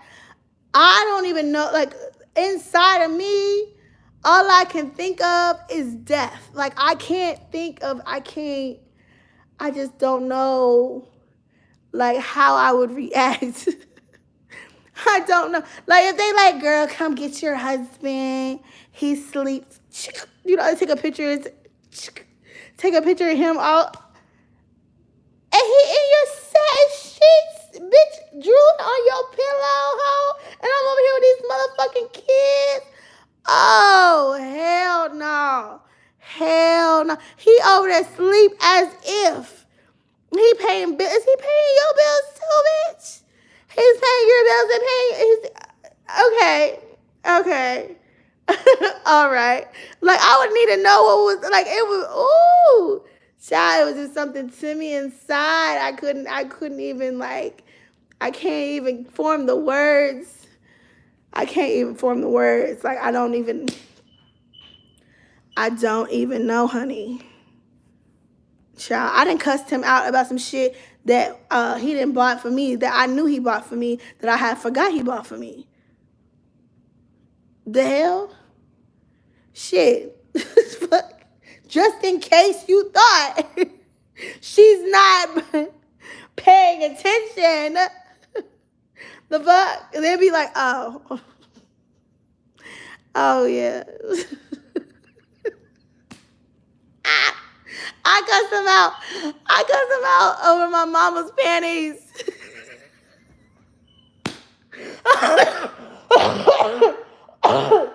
I can't breathe. My mom, I was telling her, I was like, I don't know. I found, and they had just left. It was here too. They had just left. And it was, because my mom can fit a large. I can't fit a large. Okay, all this Judy back here, I can't fit no large. Honey, she gonna look at a large like one cheek. We're putting one cheek in that. Like, we not fitting no large over here, okay? And so I'm like, who the hell panties is these? Like, these are black panties. And my mom doesn't wear thongs, so they're like panties, like real panties. And I wear thongs and stuff. So I'm like, that's another reason I wear thongs, because then I can fit a large. But I can't fit a large if they're panties. So I was sitting here like, what the hell? Like, what? Whose panties is these? Like, all these black panties, these bikini panties. Whose panties is these? So I'm like going up like, what's the panties? Oh, you don't know. You don't know what's saying. They're not my panties. If I wear panties, it's because I'm on my period. These are not period panties. These are not my panties. It's just black panties. Whose black panties is these? They're just regular panties. It's regular black panties. But it didn't matter. It didn't matter if they didn't have no lace on them. It didn't matter because the bitch was comfortable at that point. That's how, in my head, I'm like, she's comfortable. She wore regular panties. These aren't even like fuck me now, daddy panties. These is like regular, I'm going to the gym. I'm going to the grocery store. Me and the kids, we out here. Girl, these is panties, okay? I'm like, who the hell comfortable panties? So you was comfortable with the bitch in my house. And then I'm talking about in my house. He like, well, we're always home. Like, what the fuck? When did this happen? And we have cameras. When did this happen? I said, I don't know. Maybe they got mixed up in your shit. And then somehow, because it was funny because they was in the laundry. I'm like, somehow I collected them or something. They got mixed up somehow. And you brought them in. Maybe you thought they were in my panties. And you brought them in from the car. And they got mixed up. You put them in the dirty clothes or something. And I washed them. And where the hell did these panties come from? So anyway, long story short, I'm telling my mom about these panties. I'm like, I don't know whose panties these is. But he keeps saying this. He don't know where these panties came from. These random panties. She's like, what panties? And then I showed her the panties. She's like, those are my panties. I'm like,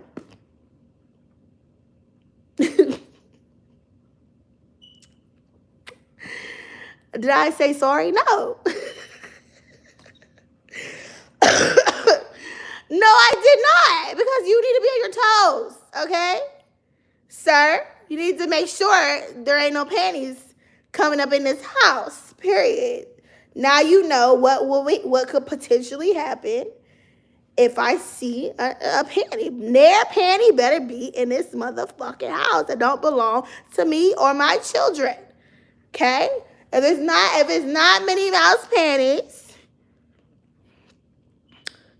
or thongs, or say Tuesday, Sunday, Monday, Wednesday, Thursday, Saturday, baby panties, then they don't need to be up. This is a very feminine, very girl house. We take our panties seriously up in this bitch.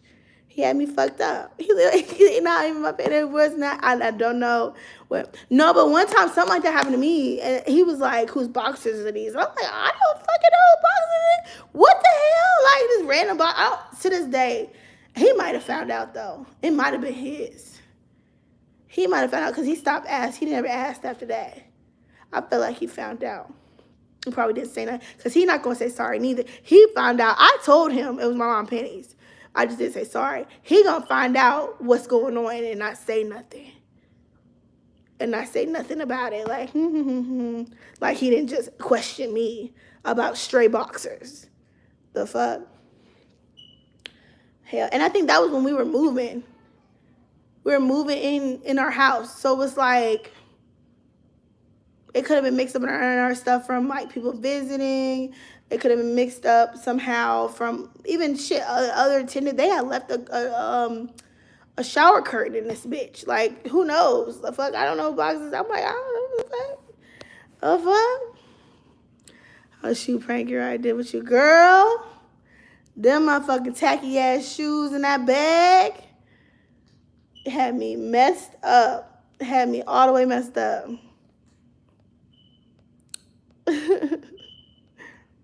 Probably asked him some dumb ish like, is stove still in the kitchen? Reminds me of when you found your sister's glasses. Oh, that was when we were at the apartment. I found my sister. My family get, listen, my family get him cussed out the most. The most. Because I'm used to it just being us all the time. And like not really, like people don't really visit. Like my family's the only ones that really visit. So people don't really visit. So I'm used to it just being us. And I'm like, if I find something that's not mine, I should just send it to them first and be like, is this yours? But usually when I find it, I'm with him too. So I find it like, which one of your bitches is this? Whose glasses are these? Whose shoes are those? Why is there glitter on my couch? Like, what the fuck? I need answers. I need you to answer first. I want to see you sweat first. And then I'm going to ask my family. Okay? And it was funny because I had seen the glasses in the car. I cussed him out while I was sending the picture to my sisters. I said, you better hope one of them claim this motherfucker. You better hope one of them claim this, because especially in the car. Oh, in the car. Okay, it was in the car. All right, you better hope somebody claim them. So I'm cussing them out. I'm like, yeah, who glasses is these? Da-da-da-da-da. And then my sister is like, ding, yeah, they're mine. I'm like, who glasses? Oh. I don't be playing. Listen, just because it ain't never came out, it ain't never happened, don't mean that you gotta, you know what I'm saying, get complacent, get comfortable. Don't get comfortable. Don't do that. Just because it says something ain't never happened to you, girl, don't get comfortable. Because that's how I sneak up on you, punch you in your head. You be all messed up, all just on the ground, just rolling around, just all sweaty and hot, a wig tilted to the side, because you didn't even see it coming. I be seeing it. Okay? Shit, my husband's foreign. I be seeing it. And then he like to come home when he go out with his friends and be like, all these girls, I had to tell all these girls. I had to curb all these girls. They was like, oh, all the girls, but I had to tell them I married all these girls. Like, all right. You want to wear the big chain and shit? Okay. You know why they was over there flocking to y'all? Because y'all niggas with chains throwing money. That's exactly why they over there flocking with y'all, trying to be in y'all section. Y'all popping bottles. Y'all over there. Nair got a damn Lamborghini sitting out front. Like, that's why they all up in your mouth region. That's why. And he be like, no, I'm just fine. They just see me and they just, like, okay. Okay, sir. He be cracking me up. He hated because one time I had went out. That actually happened, I think, 2 different occasions. I had celebrities, like, try to talk to me. And, like, I'll tell him. He be sorry as hell. Like, no, they didn't. No, they didn't. I'm not even going to say no names. That happened to me twice in my life. And he said, no, they didn't. They didn't. Stop playing.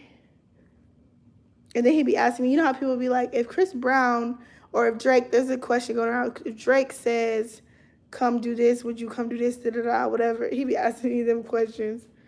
Like, boy, if Drake say, come on, I'm going. If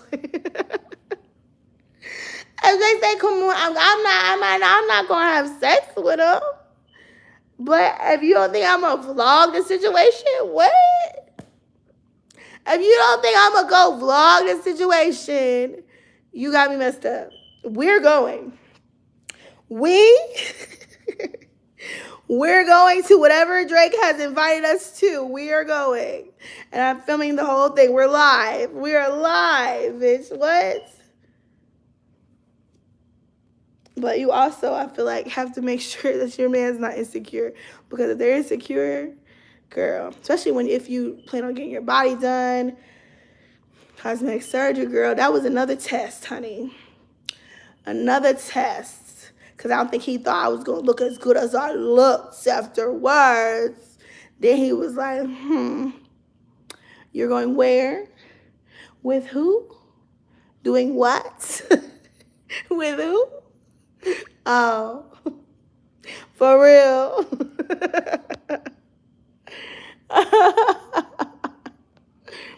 The other name's ain't the girl. I can't get a T. Can't give the T. Her DMs. Her DMs be cute. Can't do it. That should be funny as hell, though. All right, y'all. I'm going to go feed my children and put this damn tent, this fort of clothes away and wash the rest of them. What do I have to wash? No, I have to dry one. I have to dry the rest of them, get my boppy pillow together. I need to pack my hospital bag. Probably do that next week. And I have a lot of videos that I'm about to film and do, and they'll all be on the Bells Plus 2. And I also need to change the name. I have so much shit to do. I need to get my nails done. I have to get my eyelashes done. I have an eyelash appointment. I'm not, motherfuckers was like, oh, when you gonna start cleaning? Girl, I'm not. I got a maid coming. She'll be cleaning. So I gotta get, she's coming like a couple days before. We have to drop the kids off to my parents' house in San Antonio. I gotta pack their stuff. I gotta do Mimi's hair. I have so much stuff to do. I have to redo my hair, and I'm scratching. I realized I gotta, because I wanna, even though it's good right now, like my hair is okay right now. I just need a little, little water, a little TLC. Girl, I snatched my bonnet off to do this live, but I just want to redo my, like I want to wash my hair, redo my braids, so that I can give myself a good like month or two to not have to worry about my hair. I probably still have to like redo my frontal or whatever, but I won't have to worry about like taking my hair down and washing it and stuff like that, especially because I'm getting a C-section. I don't want to have to like, I need my hair to be freshly did, so I'm going to have to do that. Wrote down the itinerary. It's so much. I did. I have it all in my notes. I have everything listed, everything I have to do. This was part of it, washing, folding her clothes. So I'm about done with that. I just have one more load of clothes to fold, and then a white load to fold. And I'm trying to figure out her dresser situation. I don't know. Like, I wanted to do her nursery, but I don't know, because it's just getting closer and closer. Like, days closer and shit, and I'm just, I don't know. So nursery is going to be like the last thing. If it comes together, it comes together. If it doesn't, it doesn't, because honestly, she's not going to be in there at all. So that's the one thing I'm trying to like figure out if I want to, because I got to buy a whole new dresser, and just little shit to make it look cute, like probably like a rocking chair or accent chair or a chase. I might take their chase that was in my makeup room at one point. I might take that, put that in there. I don't know yet, because if I do that, then their toy room's gonna look scarce, because they don't have a lot of furniture in there. I'm a fuzz asleep, and I really wanted to mount the TV in there so that they would have that couch, that chase. So I don't know. I don't know. It's so many things. It's so little time. Like, literally. What's today, Sunday? Yes. Oh, my God. Like literally so little time. Oh yeah, Day Day, I'm definitely doing that. Good night, honey. Good night, everybody. Thank you guys for chilling with me. We had a good little chit chat, good little convo. You know what I'm saying? We always do when I pop up in these streets, you know, because it's been a minute. So I like to sit and cackle with y'all a little bit already because, you know, a bit had me booked up. So I had a good time chit chatting. Yeah, girl, we've been on here for like 2 hours. So let me go. Love y'all. I'll definitely be doing more lives, and I think I'm gonna put a vlog up tomorrow. And yeah, like I said, I have a lot of shit to do on the Bell Splits too. Like a lot of videos. I have them all written down. I have a lot of videos to do, and I have like appointments like every week now. This week coming up right now is my 38th week. So it's getting real. It's crunch time. It's crunch time. Like she can come at any moment, at any second. And I'm very uncomfortable and I'm ready, okay? But I love y'all. I'll talk to y'all later. Bye.